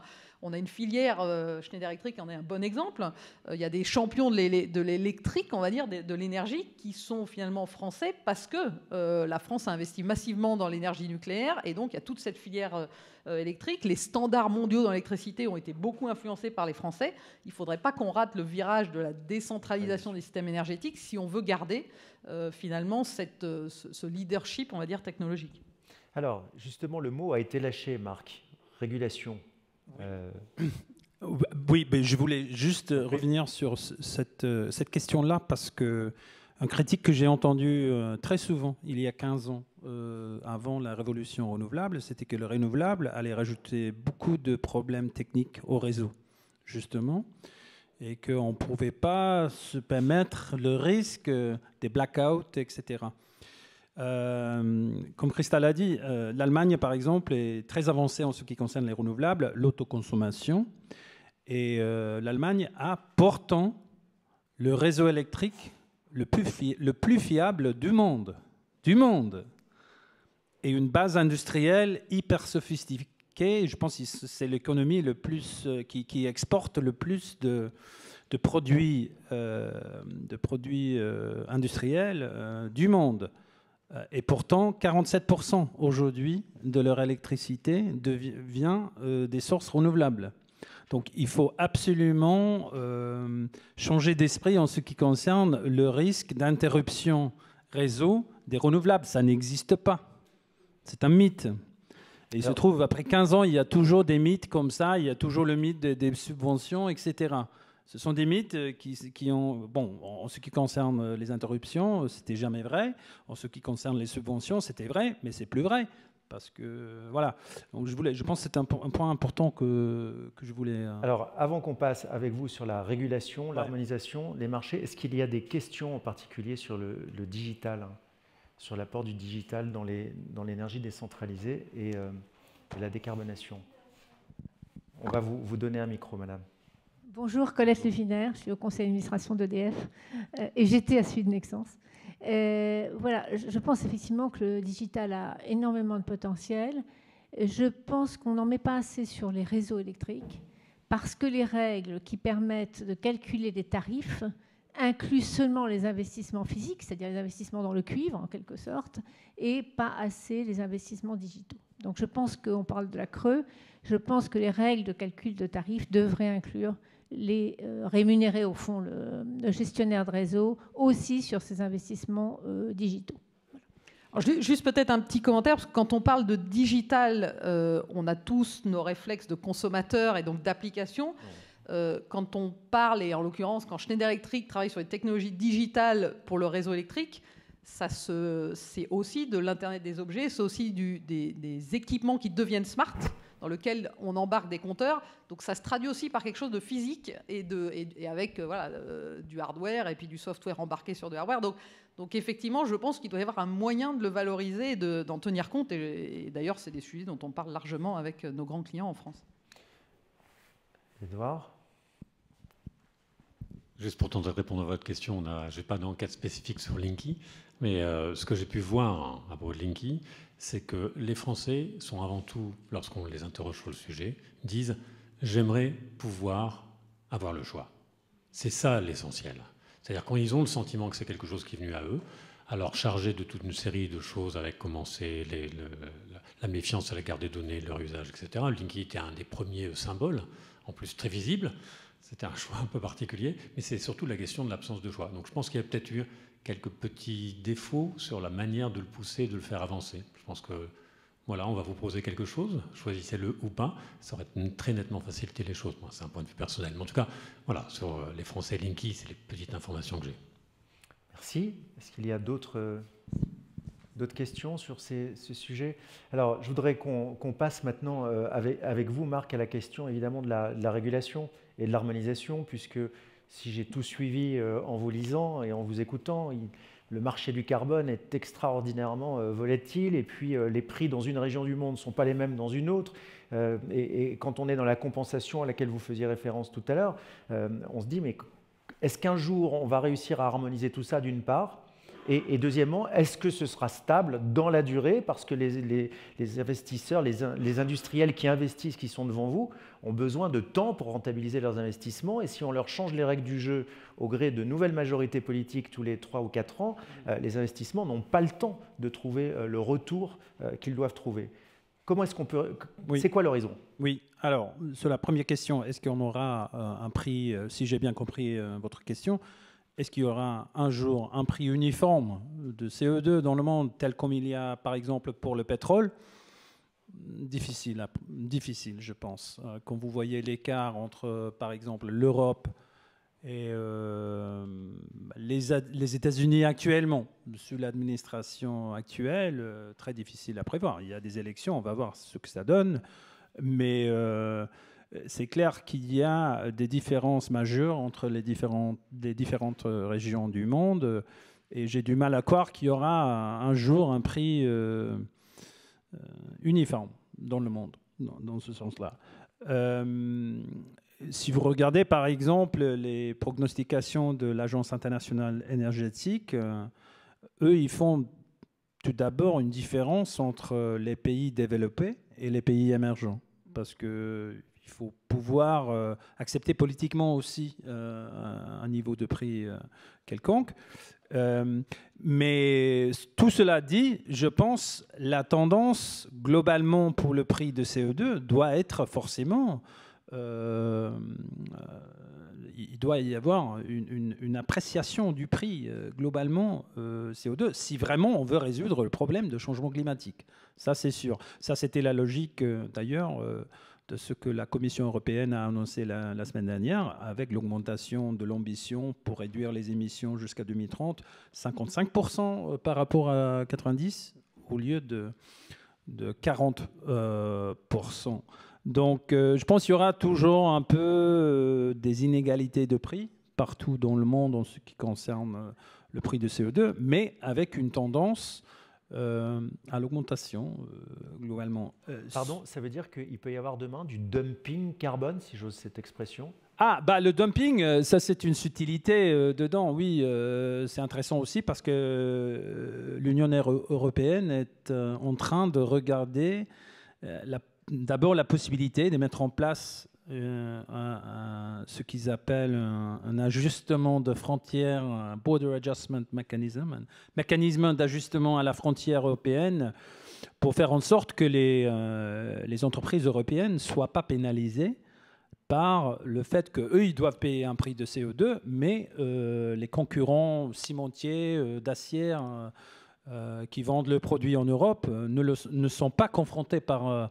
Donc je pense que ça, c'est une dimension nouvelle du débat, mais qui est nécessaire, absolument nécessaire, parce que pour l'instant, en tant que les cimentiers, les producteurs d'acier en Europe ne payent pas en fait pour leur quota de CO2, l'impact du prix est neutralisé. Donc pour que le prix de CO2 ait son impact juste sur les incentives pour les consommateurs, il faut que le coût de CO2 soit reflété dans le prix de vente, ce qui n'est pas toujours le cas aujourd'hui. Donc je pense le dumping, on l'évite avec justement un ajustement à la frontière. On va voir, politiquement c'est très compliqué, mais on va voir ce que ça donne. Et je suis très encouragé en fait par les annonces de la Commission, parce que ce n'est pas une nouvelle idée, c'est une idée qui existe depuis 2007. À l'époque, président Sarkozy, le premier ministre de l'Italie, Berlusconi, à l'époque, il voulait y aller en fait en 2007 avec un prix à la frontière. Donc ce n'est pas nouveau. Ce qui a changé entre-temps, c'est le monde. Il y a des guerres de tarifs entre les États-Unis et la Chine. Donc, je pense que c'est une idée qui est à l'ordre du jour. On va voir ce que ça donne. Il faut absolument éviter le dumping fiscal. C'est évident, c'est évident. Et la deuxième question, si j'ai bien compris, c'était... Sur l'harmonisation de la réglementation. Oui. Cette stabilité nécessaire. La stabilité, pour oui, c'était ça. C'était la volatilité et la stabilité des prix.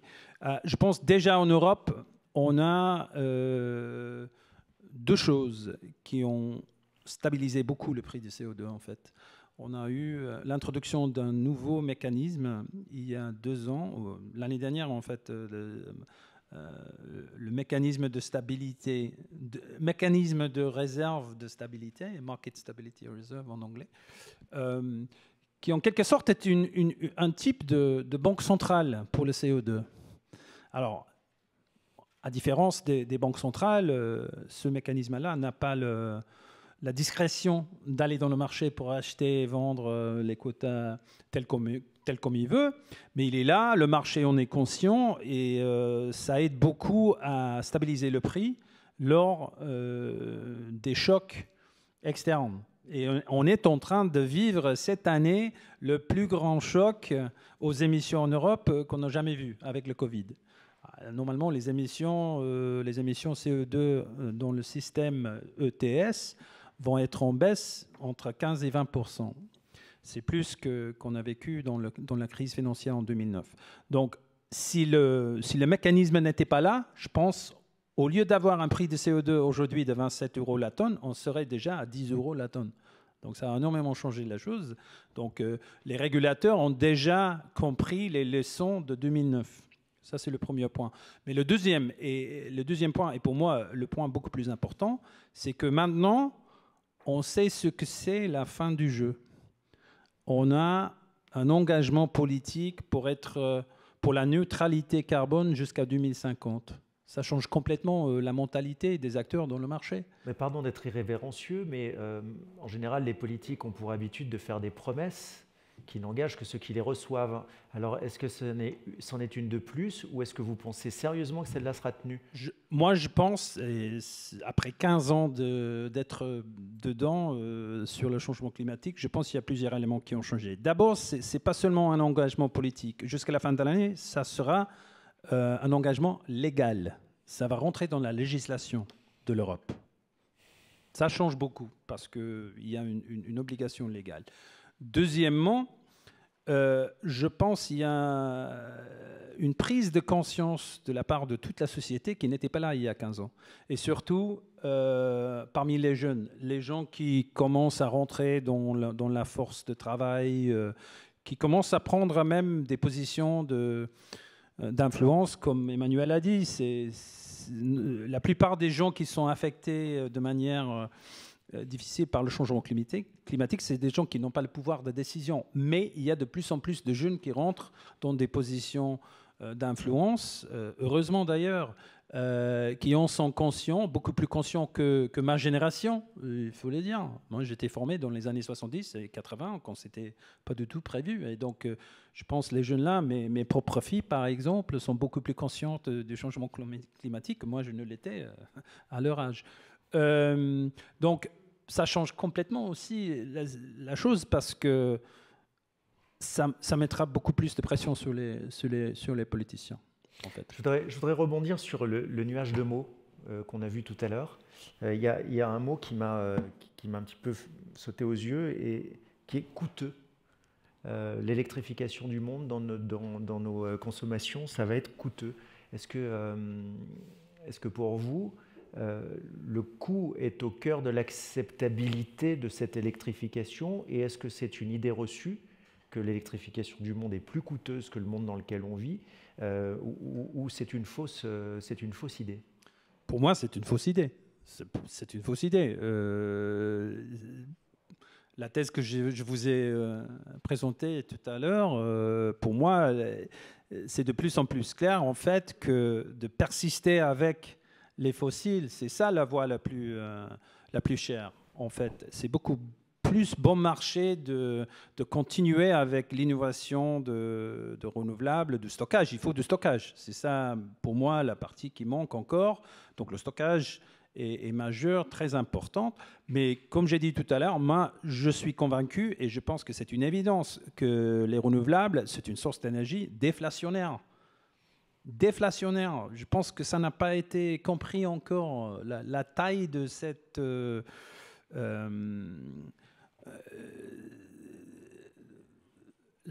l'importance de ça n'a pas été compris, même pas par les politiciens, je pense. Donc vous arrivez finalement à la même conclusion que Christelle, c'est un problème de culture, c'est un problème d'explication, de pédagogie recommencée? Absolument.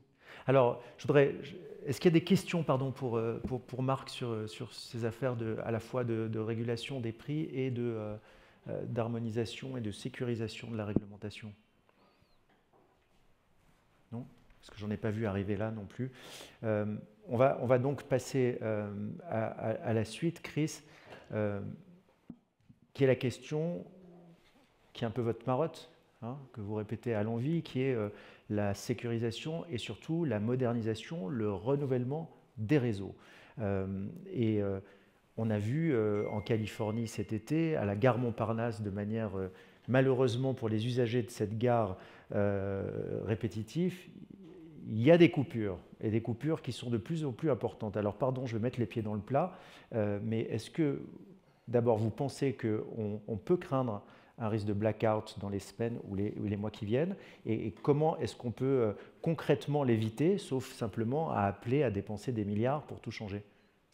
Oui, alors, bon, je travaille pas chez EDF, mais je suis un grand fan de prospective, et je pense que j'avais été vraiment remarqué ce rapport en 2017 des prospectivistes de la CIA qui avait été remis à Donald Trump, qui lui avait mis en avant très clairement en 2017 les deux risques majeurs qui allaient arriver soit en cours de son mandat, soit potentiellement en cours de son deuxième mandat s'il est réélu.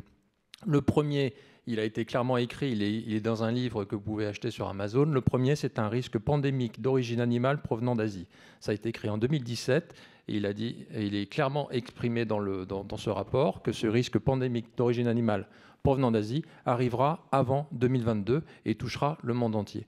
Le deuxième élément fort de ce rapport, c'est un risque majeur de blackout sur les réseaux électriques mondiaux, notamment dans les pays développés, soit d'origine accidentelle, problématique de production ou d'intermittence, soit problématique d'obsolescence des réseaux, et beaucoup de villes sont en obsolescence de réseaux. Vous avez, dans la logique des câbles et des transformateurs qui ont été installés dans les années 70, qui sont pleins d'huile, pleins de plomb, ils avaient une durée de vie de 30 ans, ils sont en majeure partie encore là.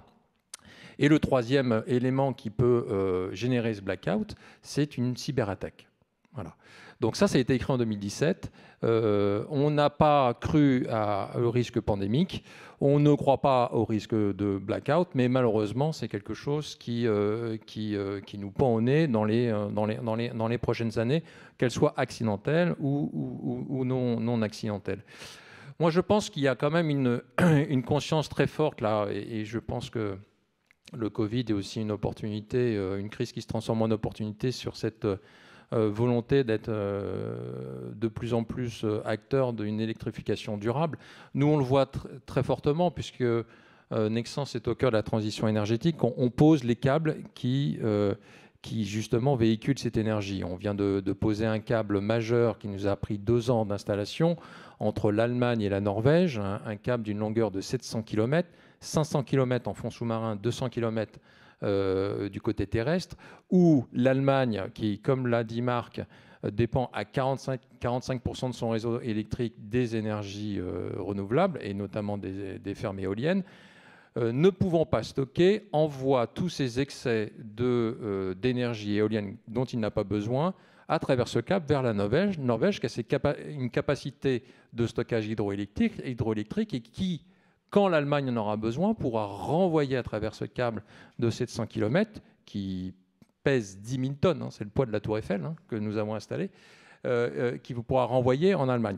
D'ailleurs, RTE, je pense que vous l'avez vu dans les articles de cette semaine, RTE est un peu inquiet sur la consommation électrique de cet hiver, puisque les 3 centrales nucléaires en maintenance ne sont pas réalisées pour l'hiver par EDF.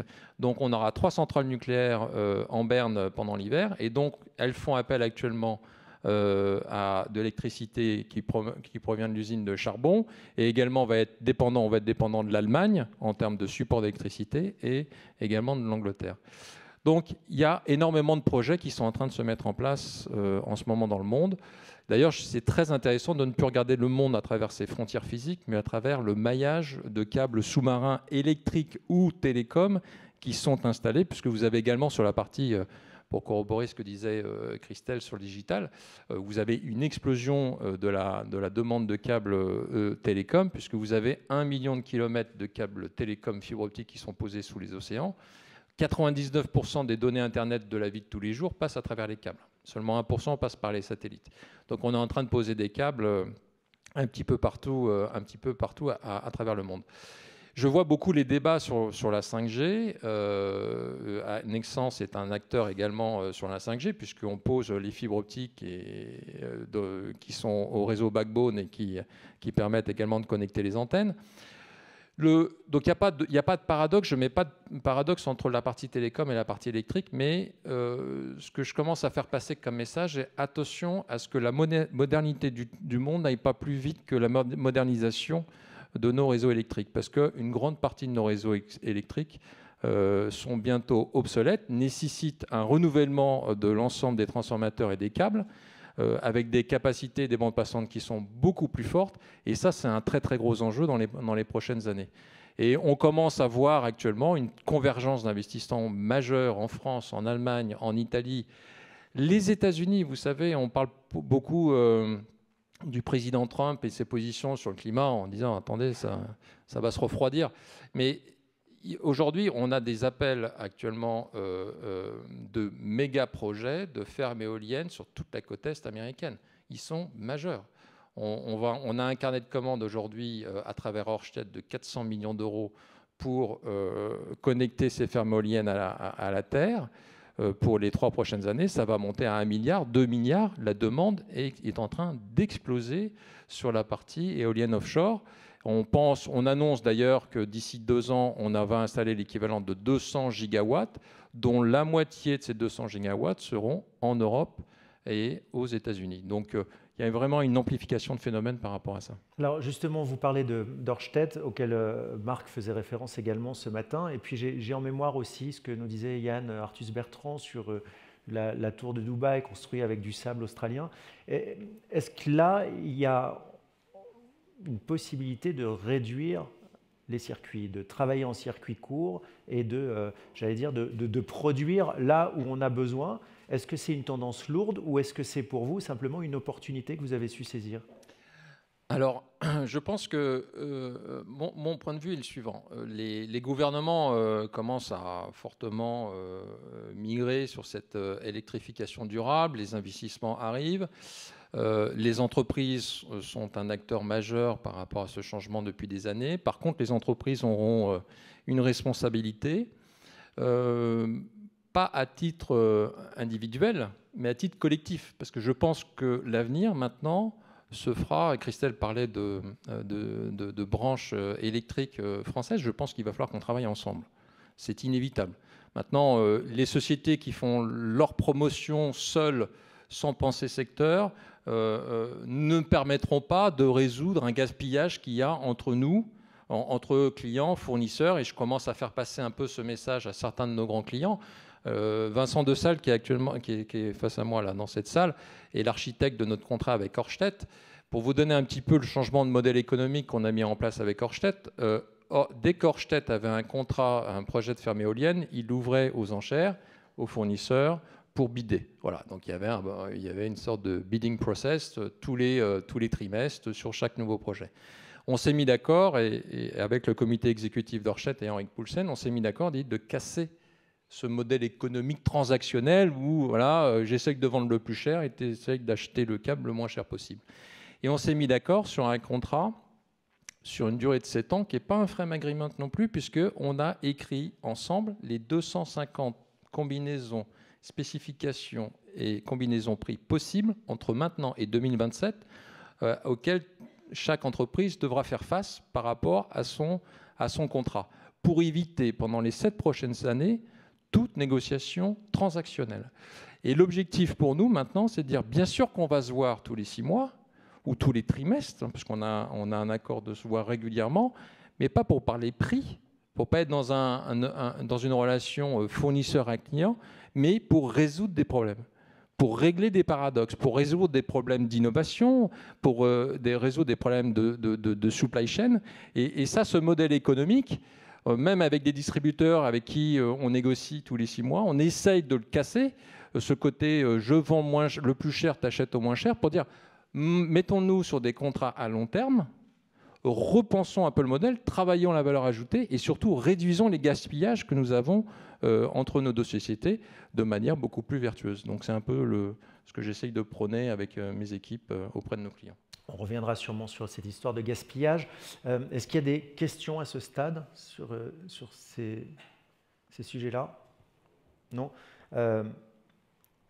Emmanuel, tout à l'heure, toujours dans le nuage de mots, quelqu'un a dit que l'électrification de nos usages de consommation est excessif. Et j'ai le souvenir que dans votre introduction, vous nous avez dit, dans les années qui viennent, 40% de demande d'électricité en plus. Alors, comment est-ce qu'on résout ce sentiment qu'on va vers trop d'électricité avec une tendance que vous estimez inéluctable? Oui, ça dépend quelles priorités on se donne. C'est-à-dire, si on passe dans un modèle où la règle, c'est la décroissance, on peut dire qu'effectivement, il faut tout de suite consommer de moins en moins. Le pari qu'on fait quand même aujourd'hui, c'est d'essayer de concilier un modèle de croissance, même s'il faut la gérer, avec une empreinte ou des impacts bien moins forts sur l'environnement. Si on est dans ce paradigme-là, malheureusement, j'allais dire, ce qui nous reste, c'est l'électricité. Il n'y a pas beaucoup d'électricité alimentée, encore une fois, par de l'énergie renouvelable en amont, c'est-à-dire des panneaux solaires, des éoliennes principalement, mais pas que. On travaille sur d'autres sources d'énergie renouvelable aujourd'hui.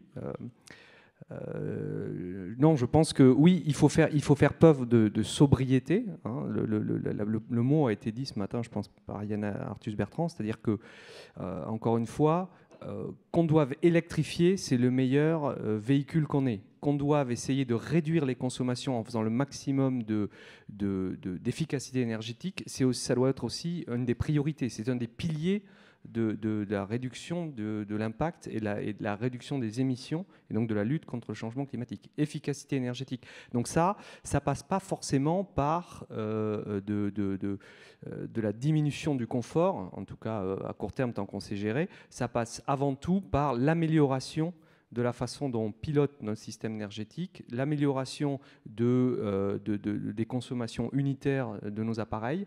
Et ça, chaque année, ça diminue de 2% en moyenne. Il faut savoir que votre lave-linge aujourd'hui, il consomme sans doute que la moitié de ce que consommait celui que vous avez acheté il y a 15 ans.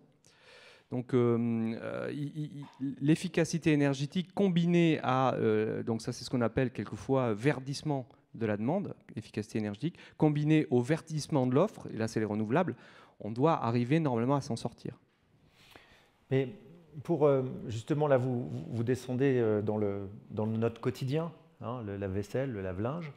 Pour répondre à la question de monsieur tout à l'heure sur les voitures électriques, vous pensez que c'est la panacée, que c'est l'avenir, ou finalement, est-ce que c'est pas, peut-être que je travestis votre pensée, monsieur, mais un peu gadget pour offrir des débouchés à toute l'industrie automobile?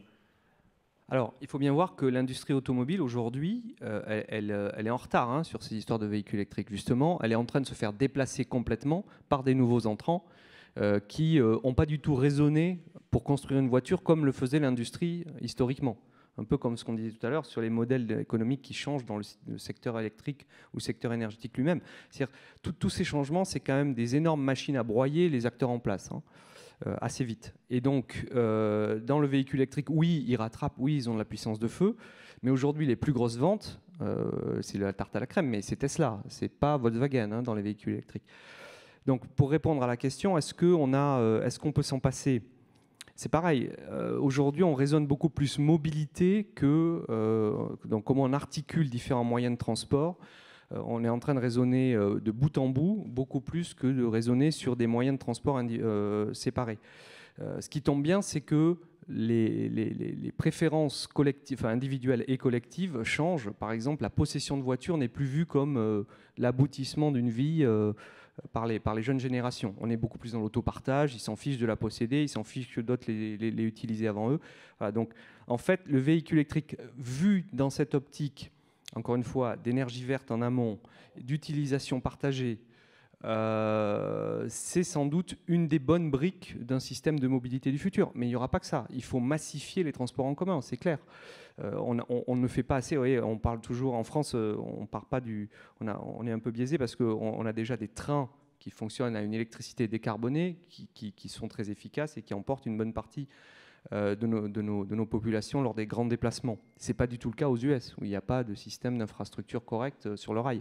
Donc ça, il faut le développer. En France, en revanche, là où on pêche, c'est, comme à peu près dans tous les pays, mais plus en France, c'est sur le fret par rail, qui est catastrophique. Voilà. Alors que ça, c'est un énorme potentiel de développement d'une mobilité propre pour transporter les marchandises. Voilà, donc le véhicule électrique, oui, sans doute, parce on aura toujours besoin de mobilité individuelle, mais il faut le combiner à des moyens de transport, que ce soit du pondéreux ou des passagers, qui eux-mêmes font appel à des technologies propres. J'espère que ça répond à votre question. Bon. Est-ce qu'il y a d'autres questions? Oui, madame, on va vous donner le micro. Est-ce que vous pourriez nous dire, dans les 23 000 milliards qui seront dépensés pendant 20 ans pour l'électrification, comment ils se répartissent en termes justement de réseaux nouveaux ou de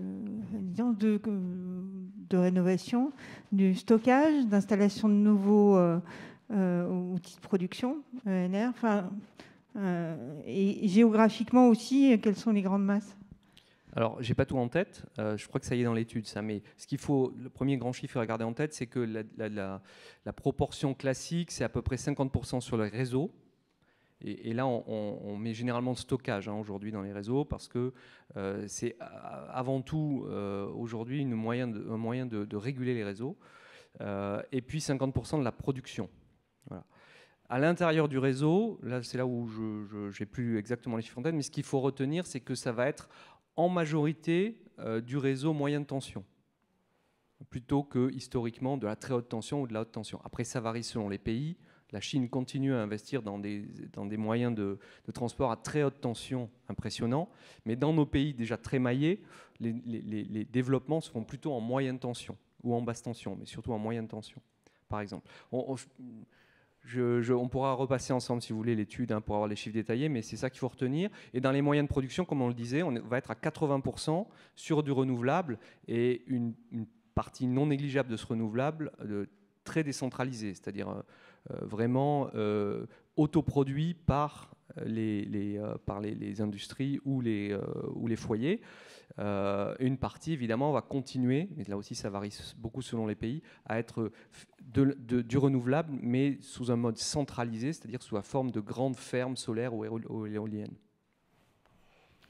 Je vous donnerai les chiffres donc détaillés, mais c'est qualitativement pour vous répondre. Et on vous donnera également l'étude complète qui a été réalisée par Roland Berger sous le contrôle d'Emmanuel. Est-ce qu'il y a d'autres questions sur ces histoires? Non. Attendez, j'en ai d'autres ici qui arrivent. Non, j'étais redescendu.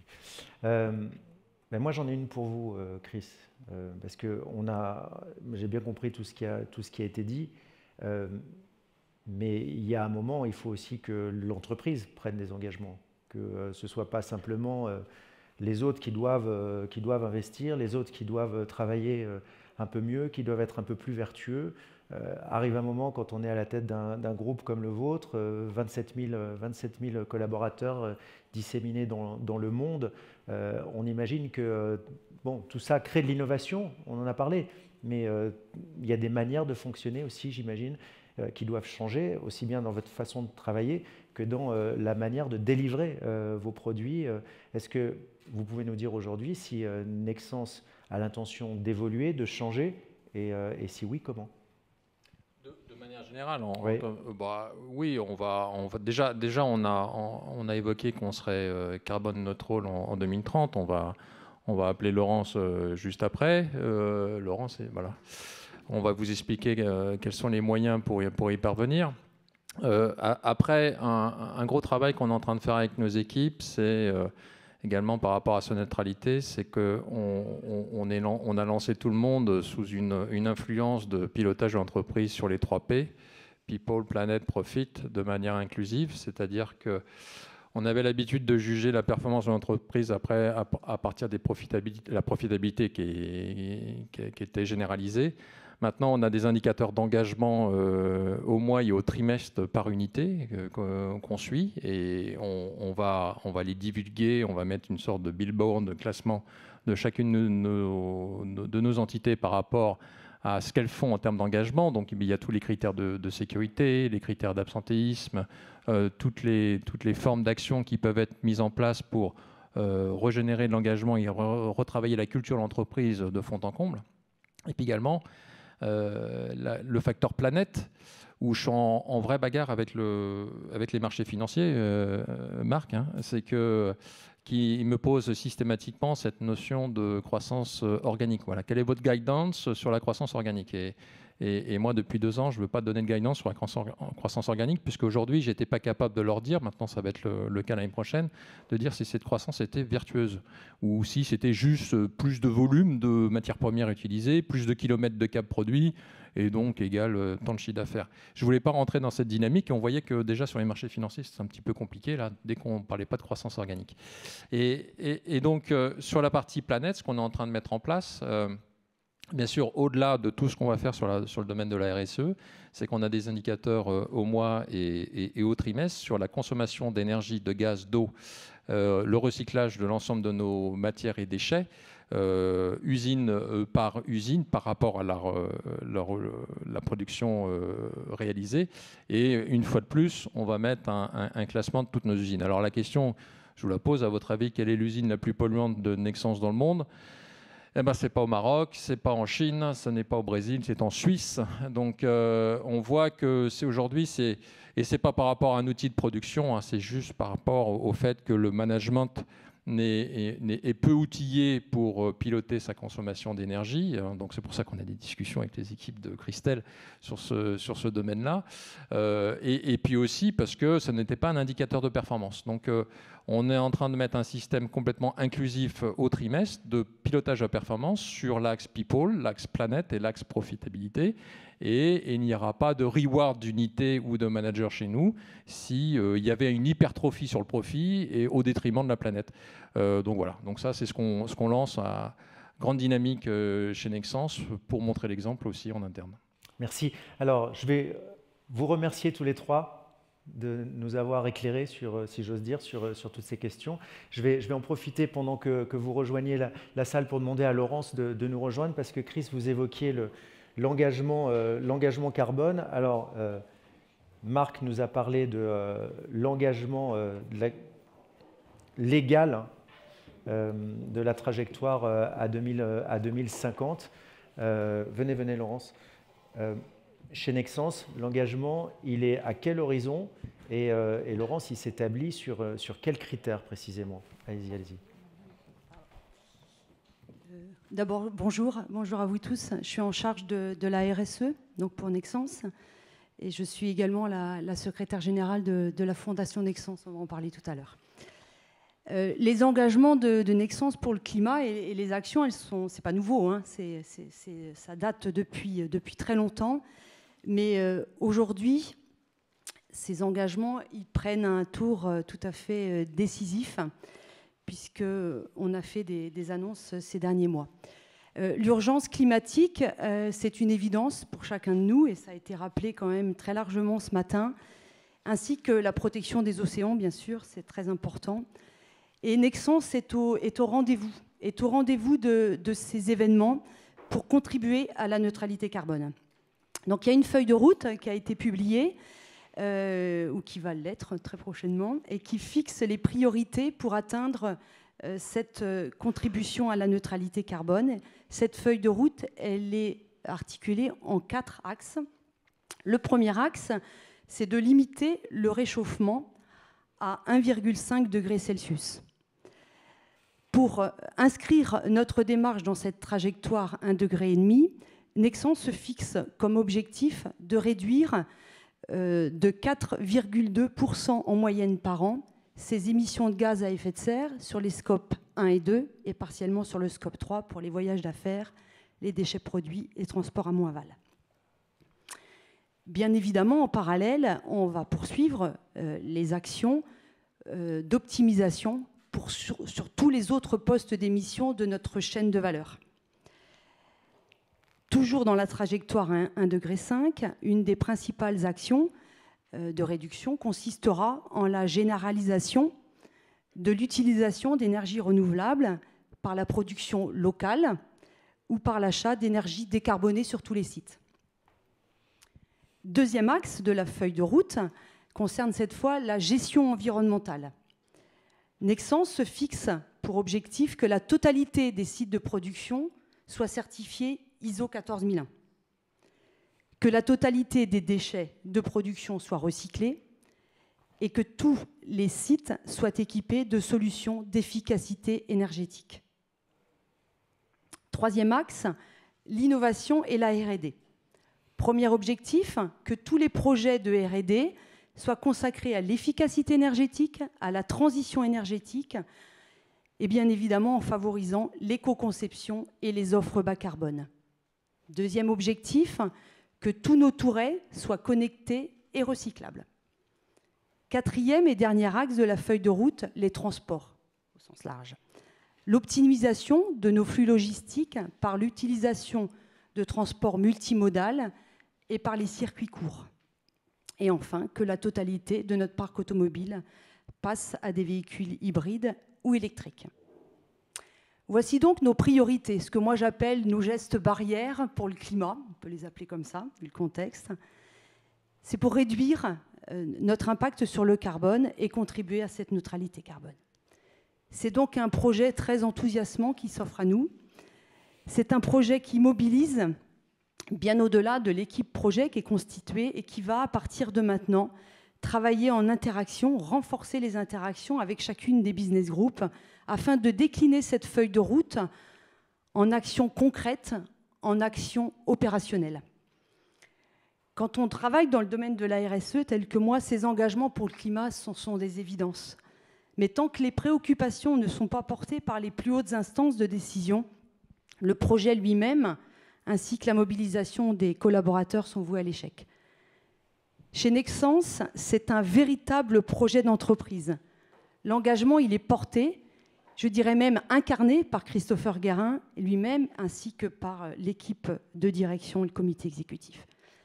Je suis très fière de travailler pour ce groupe qui est conscient de cette urgence climatique, qui s'engage vraiment concrètement pour faire sa part dans la course à l'urgence climatique, pour faire sa part dans le Race to Zero. Merci Laurence. Merci beaucoup. Je vais vous laisser rejoindre votre place. Je voudrais, avant qu'on passe au déjeuner, à présent, vous dire quelques mots de ce qui va suivre. Ça nécessite 2-3 mots de présentation et surtout des belles images. on vous l'a annoncé dès le début, on est ici aussi pour vous présenter un partenariat unique que Nexans, que Chris a noué avec un homme assez exceptionnel. Il a eu plusieurs vies. Il est diplômé de philosophie. Ensuite, il est diplômé de Sciences Po. Après, il est parti faire du journalisme aux Infos Générales, aux Infos Financières, au Figaro Économie, pour ne pas le citer. Et puis, son amour pour la mer l'a rattrapé. Il a eu le courage de tout quitter pour exercer sa passion. Et ce n'est pas une passion... c'est une passion très singulière. On a eu la chance, pour tourner les images que vous verrez tout à l'heure, de l'accompagner. Et on a pu toucher du doigt, en l'espace d'une journée, ce qu'il faut de résistance physique, de résistance mentale, de résistance émotionnelle, pour tenir plus de 70 jours, pardon d'utiliser cette expression, à fond la caisse, H24. C'est un des rares sports où on doit être à ce point-là, concentré, sans jamais s'arrêter, pendant des jours et des nuits. Il m'a confié qu'il perdait 10 kilos dans cette aventure exceptionnelle. Et vous allez voir qu'en plus de tout cela, en plus de ce défi sportif, en plus de ce défi humain, l'intellectualisation du monde qu'il a et qui s'explique par son parcours l'a poussé à aller bien au-delà. Il va nous expliquer avec 2 projets incroyables qui l'accompagnent, un projet environnemental et un projet éducationnel quand on parlait d'éduquer les plus jeunes générations. Il va venir vous en parler directement, s'en expliquer avec Chris. Je crois que le plus simple, Fabrice, c'est d'abord de te montrer sur l'eau.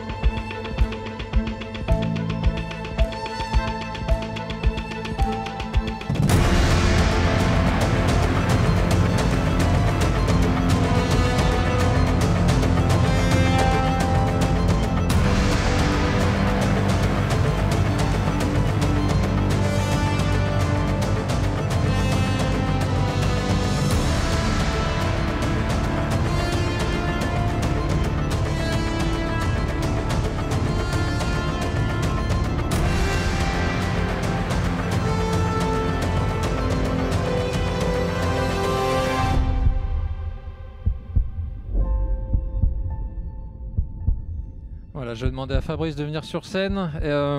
Il va se présenter. La séquence est importante pour nous parce que après notre manifeste pour notre empreinte neutralité carbone pour 2030 présenté par Laurence, et avec l'équipe de Laurence, on s'était posé la question, voilà, aussi de donner une représentation symbolique de ce nouveau Nexans. Et on s'était dit, bon, on va faire un sponsoring, mais il nous faut quelqu'un de courageux, résilient et qui exprime cet engagement pour la planète. Alors, du coup, on a éliminé Mbappé et Neymar, hein, donc ce n'était pas la peine. Et on a vraiment recherché pendant plusieurs mois quelqu'un qui peut représenter ces 3 symboles de courage, de résilience et d'engagement. Et voilà, on a la chance de on s'est rencontré avec Fabrice, il m'a expliqué son projet, qui est beaucoup plus qu'un projet sportif. Je vais vous lui laisser sa parole.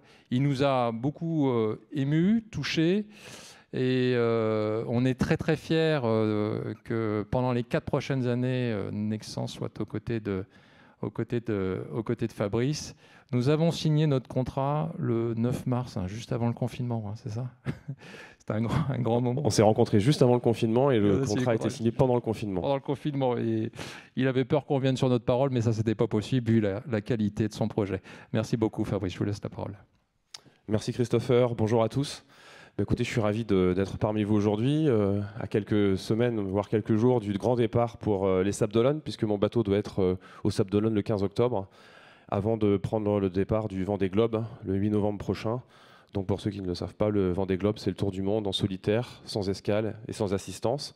Alors ce n'est pas mon premier tour du monde, mon premier Vendée Globe, puisque moi j'ai fait un premier Vendée Globe en 2016, comme Emmanuel l'a rappelé de manière très flatteuse avant mon arrivée ici, enfin mon arrivée sur scène. J'ai eu une autre vie avant d'être marin. La voile et l'océan ont toujours été dans ma vie, mais la voile et l'océan n'ont pas toujours été mon métier. Donc j'ai été journaliste au Figaro. J'ai fait de la voile pendant longtemps, en même temps que cette carrière de journaliste que j'ai eue pendant 12 ans. Et en 2015, j'ai quitté le métier de journaliste pour me consacrer pleinement à la course au large. Et donc j'ai fait ce premier Vendée Globe, qui a été une aventure absolument magique, qui a duré 103 jours. Donc beaucoup plus que les 70 jours qu'Emmanuel me prête comme objectif, un peu trop ambitieux pour cette année. Et donc j'ai passé 103 jours seul sur mon bateau et ça a été une expérience absolument incroyable. Alors je ne vais pas vous raconter ces 103 jours, mais juste quelques mots. Le bleu turquoise des Alizés d'hémisphère sud, les nuances de gris dans les mers du sud, les albatros et les pétrels dans le sillage de mon bateau nuit et jour. Le passage du Cap Horn, 55 nœuds, donc plus de 100 km/h de vent, 10 mètres de creux, et voilà, et l'arrivée vers ce cap libérateur avec ensuite la remontée tant attendue vers la France. Et puis, quelques jours après le Cap Horn, le passage devant les îles Malouines, et je me suis retourné, j'ai regardé le sillage de mon bateau, et je me suis dit, c'est fou, ces mers du Sud, ça a été épouvantablement difficile, ça a été très hostile, très excitant aussi, mais j'ai quand même passé 38 jours dedans à essayer d'en sortir le plus rapidement possible, et là j'en suis à peine sorti, puisque je suis au niveau des îles Malouines, que j'ai déjà envie d'y retourner. Et finalement, ça fait 4 ans que je vis avec cette envie de retourner dans les mers du Sud, et de revoir ces mers du Sud qui sont si sauvages, si belles, mais si fragiles aussi, on va en parler. Et donc, à l'issue de ce Vendée Globe, j'ai décidé de ne pas retourner au Figaro, puisque à l'époque, j'étais encore en congé sans solde. Donc, j'avais encore la possibilité de revenir en arrière. Il y a le DRH du Figaro qui m'a appelé, qui m'a dit « Qu'est-ce que tu fais ?» J'ai appelé mes partenaires qui m'ont dit « On continue ». J'ai dit « Bon, bah voilà, je continue l'aventure ». Et donc, à l'issue de ce premier Vendée Globe, s'est posé la question de ce que je voulais faire, donc du sens que je voulais donner à ce projet. Yann Arthus Bertrand parlait tout à l'heure du sens qu'on donne aux choses. Moi, j'ai vécu le bonheur qu'il a vécu au Kenya, je l'ai vécu dans les mers du Sud pendant le Vendée Globe. Et moi aussi, je me suis posé la question du sens que je voulais donner à mon projet. Le marin que je suis, le citoyen que je suis, puis aussi le père que je suis. J'ai 3 enfants à la maison, 3 jeunes filles qui sont beaucoup plus sensibles aux questions environnementales que je ne l'étais à leur âge, et voire même que je ne le suis encore aujourd'hui. Dans les gestes quotidiens, dans leurs questions, les enfants me surprennent tous les jours. Et donc voilà, pour toutes ces raisons, je me suis posé la question du sens que je voulais donner à mon projet, et pas uniquement continuer les aventures sur les océans et les partager comme je le faisais en tant qu'ancien journaliste. Et donc du coup, à ce nouveau projet, il a 3 piliers très forts. Il a bien sûr un pilier de performance, parce que si je pars, c'est avant tout parce que j'aime me dépasser. Donc j'ai un objectif assez ambitieux sur ce Vendée Globe. J'espère vraiment faire un joli temps de parcours. Ce serait vous mentir de vous dire qu'on fait partie des favoris. On a un bateau d'avant-dernière génération. Il y a des gens qui, pendant que j'étais 12 ans assis derrière un ordinateur, naviguaient 250 jours par an.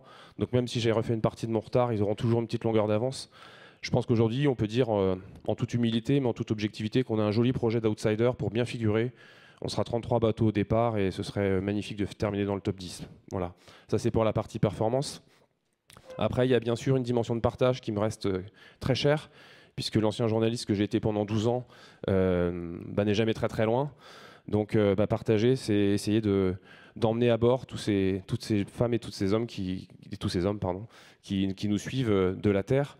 C'est aussi la magie de ce sport que je pratique, c'est que dès qu'on a franchi la ligne de départ, on devient finalement les reporters de notre propre aventure, puisque quand nous sommes au large, il n'y a pas d'hélicoptère, il n'y a plus de journalistes, donc il faut raconter nous-mêmes notre aventure.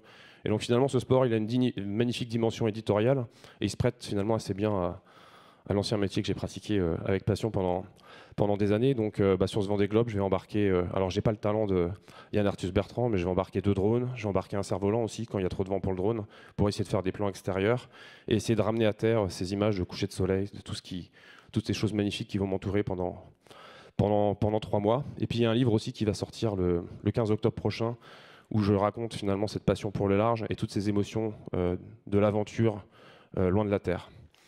Et ensuite, il y a ce 3e pilier, qui est le pilier le plus important. C'est un pilier océanographique et pédagogique.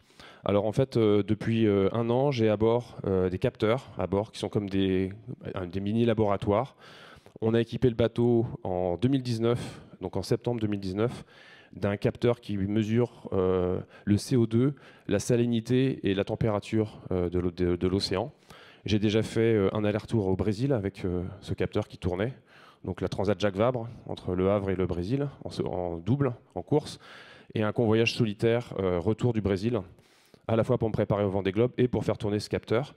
Donc ces données, si je suis un petit peu basique, permettent à la communauté scientifique de mesurer l'impact du réchauffement climatique et de l'augmentation du CO2 dans l'atmosphère sur nos océans.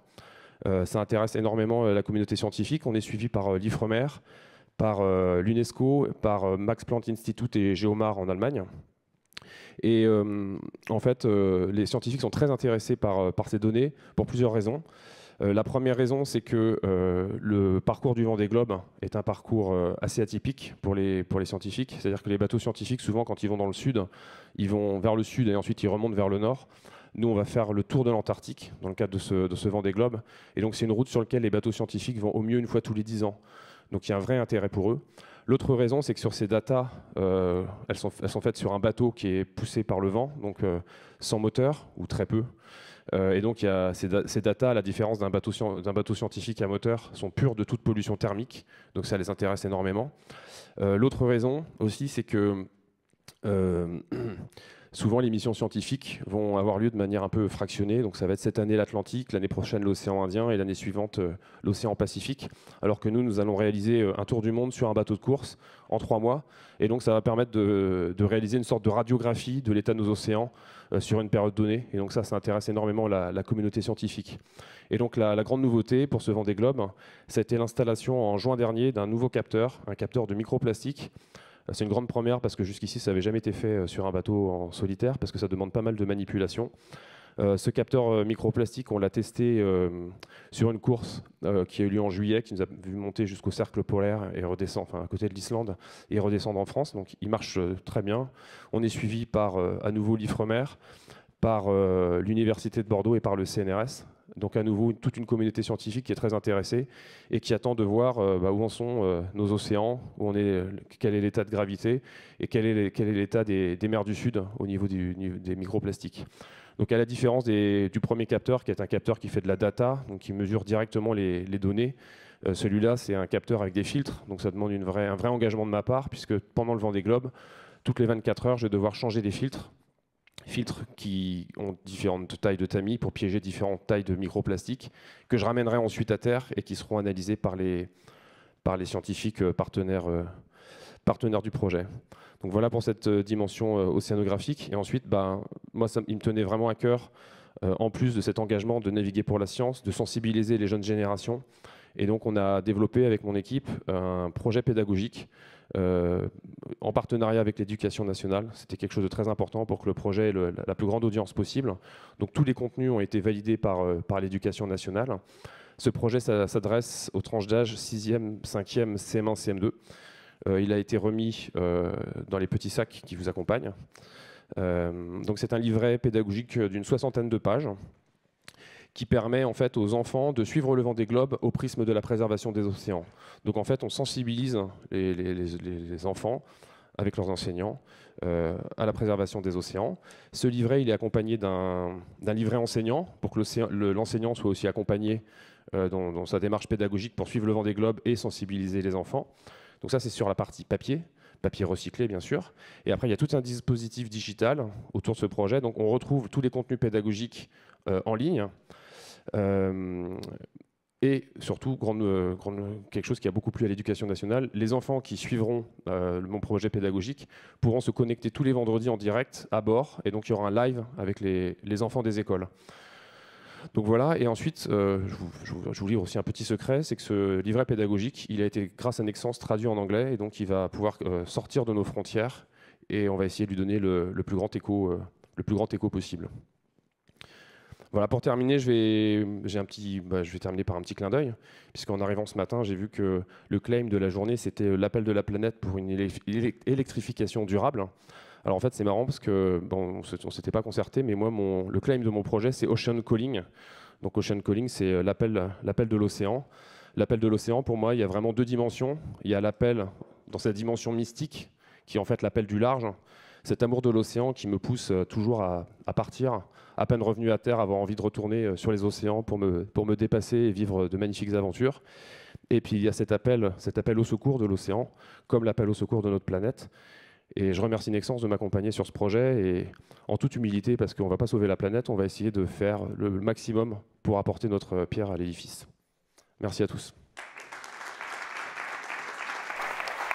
Merci. Merci infiniment, Fabrice. Est-ce que vous avez des questions? Parce qu'après, on ne va pas le revoir jusqu'en février 2021, hein, c'est ça? Enfin, janvier, parce que je suis ambitieux. Bah, tu m'as dit qu'il ne fallait pas que j'arrête de dire 70, 80 jours. Si je mets 80 jours, j'arrive le 28 janvier. Voilà. Alors, pas avant fin janvier. Est-ce que vous avez des questions pour Fabrice? Oui. Cet aspect observation de la mer est spécifique à ce bateau? Oui. Alors en fait, sur l'aspect observation, il y a un autre bateau allemand qui a le capteur CO2 salinité, et sur la partie microplastique, on est les seuls. Voilà. Est-ce que vous avez d'autres questions sur le projet ou sur le défi sportif, hein? Merci. Une question sur le défi sportif. Qu'est-ce qui est le plus difficile? 70 jours en mer, tout seul, le Cap Horn. Qu'est-ce qui est le plus dur à gérer et qu'est-ce qu'il vous a fallu apprendre pour faire ça? Alors, il y a pas mal de choses qui sont difficiles. Si je suis très basique dans ma réponse, il y a plein de choses difficiles parce que c'est des bateaux très grands et avec des grandes voiles, hein, et qui demandent un investissement physique assez important. La chose la plus difficile, c'est sur les virements de bord ou les empannages, donc les changements de trajectoire du bateau. Il faut transférer les poids d'un côté à l'autre du bateau pour toujours gérer l'assiette du bateau. Et donc, il y a à chaque fois 500-600 kilos à transporter d'un côté à l'autre du bateau. Donc ça, c'est absolument épouvantable. On s'imagine que les embruns, le froid, la fatigue sont les choses les plus difficiles. Moi, je trouve que c'est ça, de loin, le plus épouvantable sur un bateau. Après, si on sort de ce côté très terre-à-terre, je dirais que la solitude, c'est quand même quelque chose de difficile. Moi, j'aime la solitude, mais l'homme reste un animal politique fait pour vivre en société. J'ai une femme, des enfants, j'aime être près d'elle. Parce que ce sont des filles. Et c'est vrai que autant je suis parti sur le Vendée Globe la première fois avec une réelle envie de solitude, mais quand même avec une certaine angoisse par rapport à la gestion de cette solitude, puisqu'en fait les courses ne nous permettent pas de faire des demi-Vendée Globe pour nous préparer, c'est-à-dire qu'on passe directement de la traversée de l'Atlantique au tour du monde. Donc une traversée de l'Atlantique, suivant qu'on aille au Brésil ou au Mexique ou dans l'arc antillais, c'est entre 15 et 22 jours. Donc j'avais déjà fait 20-22 jours en solitaire, mais jamais plus. Et là, je partais pour directement 4 à 5 fois plus. Donc c'est vrai que ça a été un peu le saut dans l'inconnu. Et je suis passé par plusieurs étapes. D'abord, je dirais, l'angoisse de la solitude. Donc au début, je m'étais dit surtout de ne pas se projeter finalement dans l'immensité du voyage, parce que 3 mois, c'est gigantesque quand on y pense, 3 mois seul sur son bateau. Donc je m'étais dit, finalement, je suis allé jusqu'au Brésil dans le cadre de mes courses précédentes. C'était la route la plus sud que j'ai faite. Donc je vais me projeter uniquement à l'échelle des mers du Sud. Mon rêve, c'est d'aller voir les mers du Sud. Donc je pars des Sables d'Olonne en novembre 2016 pour aller voir les mers du Sud. Puis quand je suis arrivé dans les mers du Sud, je me suis dit, maintenant, j'ai un tunnel d'1 mois et puis il y a le Cap Horn tout au bout, il faut aller voir le Cap Horn. Et ce qui est assez intéressant, c'est que cette solitude, d'abord que j'ai crainte, peu à peu, je l'ai apprivoisée et je me suis senti bien seul. J'avais emmené pas mal de choses sur mon bateau. J'avais emmené des livres, j'ai pas lu une seule ligne. J'avais emmené des films. Si en 103 jours j'en ai vu 2, c'est le bout du monde. Et j'étais actif sur mon bateau, bien sûr, mais il y avait quand même beaucoup de moments d'inactivité où j'étais assis sous ma casquette. La casquette, c'est la zone qui protège le cockpit, la zone de manœuvre. Et j'ai passé des dizaines et des dizaines d'heures assis là, juste à regarder la ligne d'horizon à 360 degrés autour de moi. Et pour la première fois de ma vie, je me suis rendu compte que j'étais autosuffisant. Juste regarder, m'emplir de ce qui m'entourait, ça m'a suffi. Et donc du coup, quand je suis rentré, j'ai passé 103 jours à me bagarrer pour essayer de rentrer le plus vite possible, ou en tout cas le moins tard possible, parce que j'étais un peu loin des premiers. Et quand je suis arrivé, j'ai eu l'angoisse inverse, c'était l'angoisse de quitter la solitude et de retrouver la vie en société. J'ajoute, parce que pour lui, c'est tout à fait naturel que son bateau est en carbone et que pour l'avoir visité de fond en comble, hein, c'est le cas de le dire, je peux témoigner qu'il n'y a pas un seul endroit où vous êtes confortable. C'est-à-dire que même quand il barre, il n'est même pas assis, il est debout sur du carbone. Quand il dort, il est allongé sur du carbone. D'ailleurs, c'est le seul endroit, vous avez vu les images, le bateau est comme ça. Il dort, alors d'ailleurs, peut-être tu peux nous dire 2-3 mots sur le sommeil après, mais pendant 103 jours, il n'y a pas un truc avec un petit peu d'épaisseur pour poser ses fesses. Tu peux nous dire 2 mots sur le sommeil? Je peux dire avec grand plaisir 2 mots sur le sommeil. C'est un sujet qui est vraiment passionnant. Je pourrais y passer de la journée, donc j'ai essayé de faire très court. En fait, ce qui est intéressant, c'est que quand on dort à terre, on dort de manière monophasique. Donc on dort 6, 7 ou 8 heures suivant son profil de dormeur. Court dormeur, moyen dormeur, gros dormeur. Et quand on part en mer, on quitte le sommeil monophasique du terrien pour passer au sommeil polyphasique du marin, parce qu'on dort par petits morceaux. Et finalement, on redevient le mammifère en conditions hostiles. Un mammifère, il dort toujours de manière polyphasique parce qu'il a un prédateur. L'homme, peut-être, il y a des siècles et des siècles, dormait de manière polyphasique quand il avait des prédateurs. Aujourd'hui, l'homme dans le monde urbain dort de manière monophasique. Mais le marin, finalement, renoue avec le sommeil polyphasique. Et donc, ce qui est très intéressant, c'est que quand on dort, on a plusieurs cycles de sommeil, donc des cycles de 90 minutes qui s'enchaînent tout au long de la nuit. Dans chaque cycle de sommeil, il y a du sommeil léger, du sommeil lent profond et du sommeil paradoxal. Le sommeil léger est un sommeil non récupérateur. Le sommeil lent profond et le sommeil paradoxal sont des sommeils récupérateurs qui permettent pour l'un la récupération des muscles et pour l'autre la récupération du cerveau. Et donc quand on part au large et qu'on passe en sommeil polyphasique, l'objectif c'est quand on va dormir d'aller chercher du sommeil récupérateur. Et donc grâce à l'aide de la médecine en amont, moi je suis suivi par un médecin du sommeil, l'idée c'est de voir tout au long de l'année avec ils appellent ça des explorations du sommeil, donc on met des électrodes sur la tête, à terre et en mer, comment je dors, pour me faire un agenda du sommeil, et quand je serai au large, essayer d'évacuer au maximum le sommeil léger, qui est un sommeil non récupérateur qui représente 55% de notre sommeil à terre, pour aller directement vers du sommeil lent profond ou paradoxal. Et donc ça me permet de dormir à peu près 6 fois 40 minutes par 24 heures, ce qui fait à peu près 4 heures par 24 heures, mais d'avoir quasiment la qualité d'un sommeil de 7 heures à terre. Donc c'est vraiment très très intéressant. Voilà. Madame? Bonjour, merci beaucoup pour ce témoignage. Je me posais une question, est-ce que votre pilier partage, le fait d'avoir les capteurs et le fait d'avoir toute la partie des filtres à récupérer, a un impact sur votre pilier performance? C'est une vraie question. En effet, le pilier, ce pilier partage ou le pilier océanographique, peu importe, a en effet un impact sur la partie performance. Les 2 capteurs, donc sur nos bateaux de course, comme Emmanuel l'a rappelé, on vit quand même dans un certain manque de confort parce qu'en fait, il faut que les bateaux soient le plus légers possible. Et le capteur amène du poids, donc les 2 capteurs amènent une trentaine de kilos à bord en plus. Il y a ensuite une cinquantaine de kilos de filtres. Donc le bateau est quand même alourdi de 80 kg.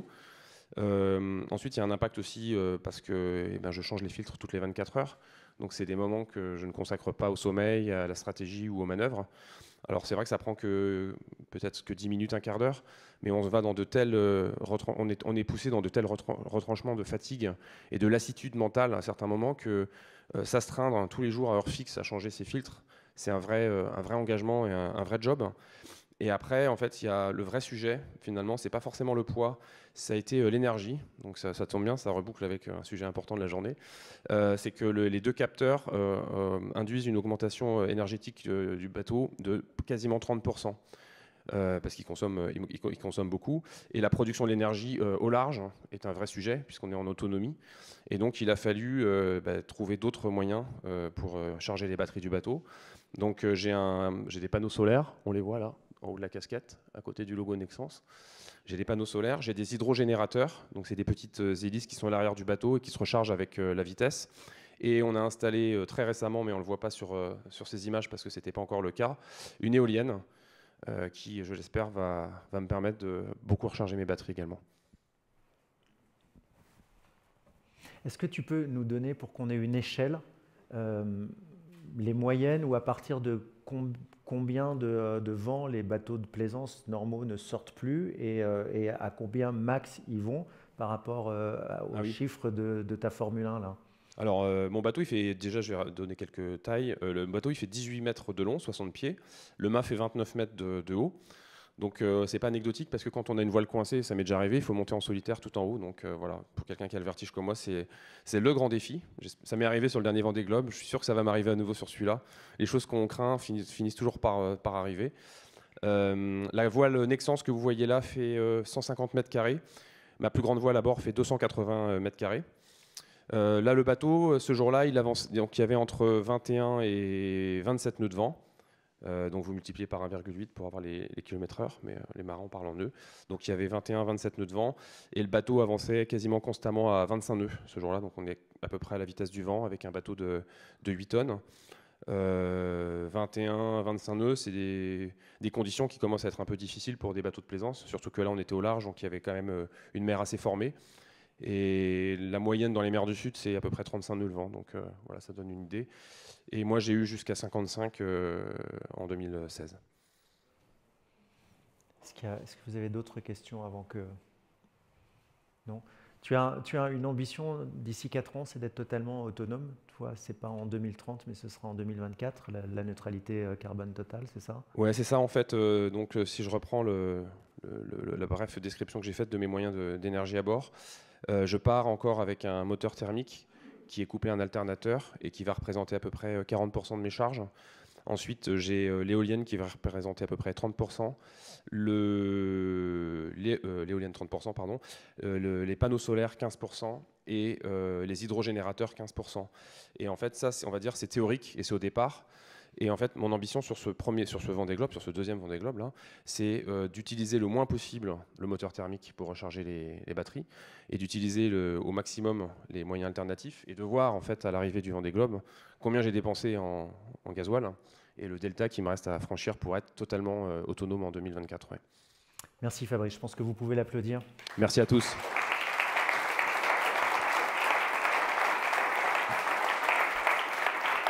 Et bravo. Voilà, cette matinée s'achève. Je vous l'ai dit pendant le déjeuner, on va continuer à discuter de manière plus ludique, mais toujours de questions de fond. Je vous invite à rejoindre à présent la salle de restauration qui est ici au fond de la salle.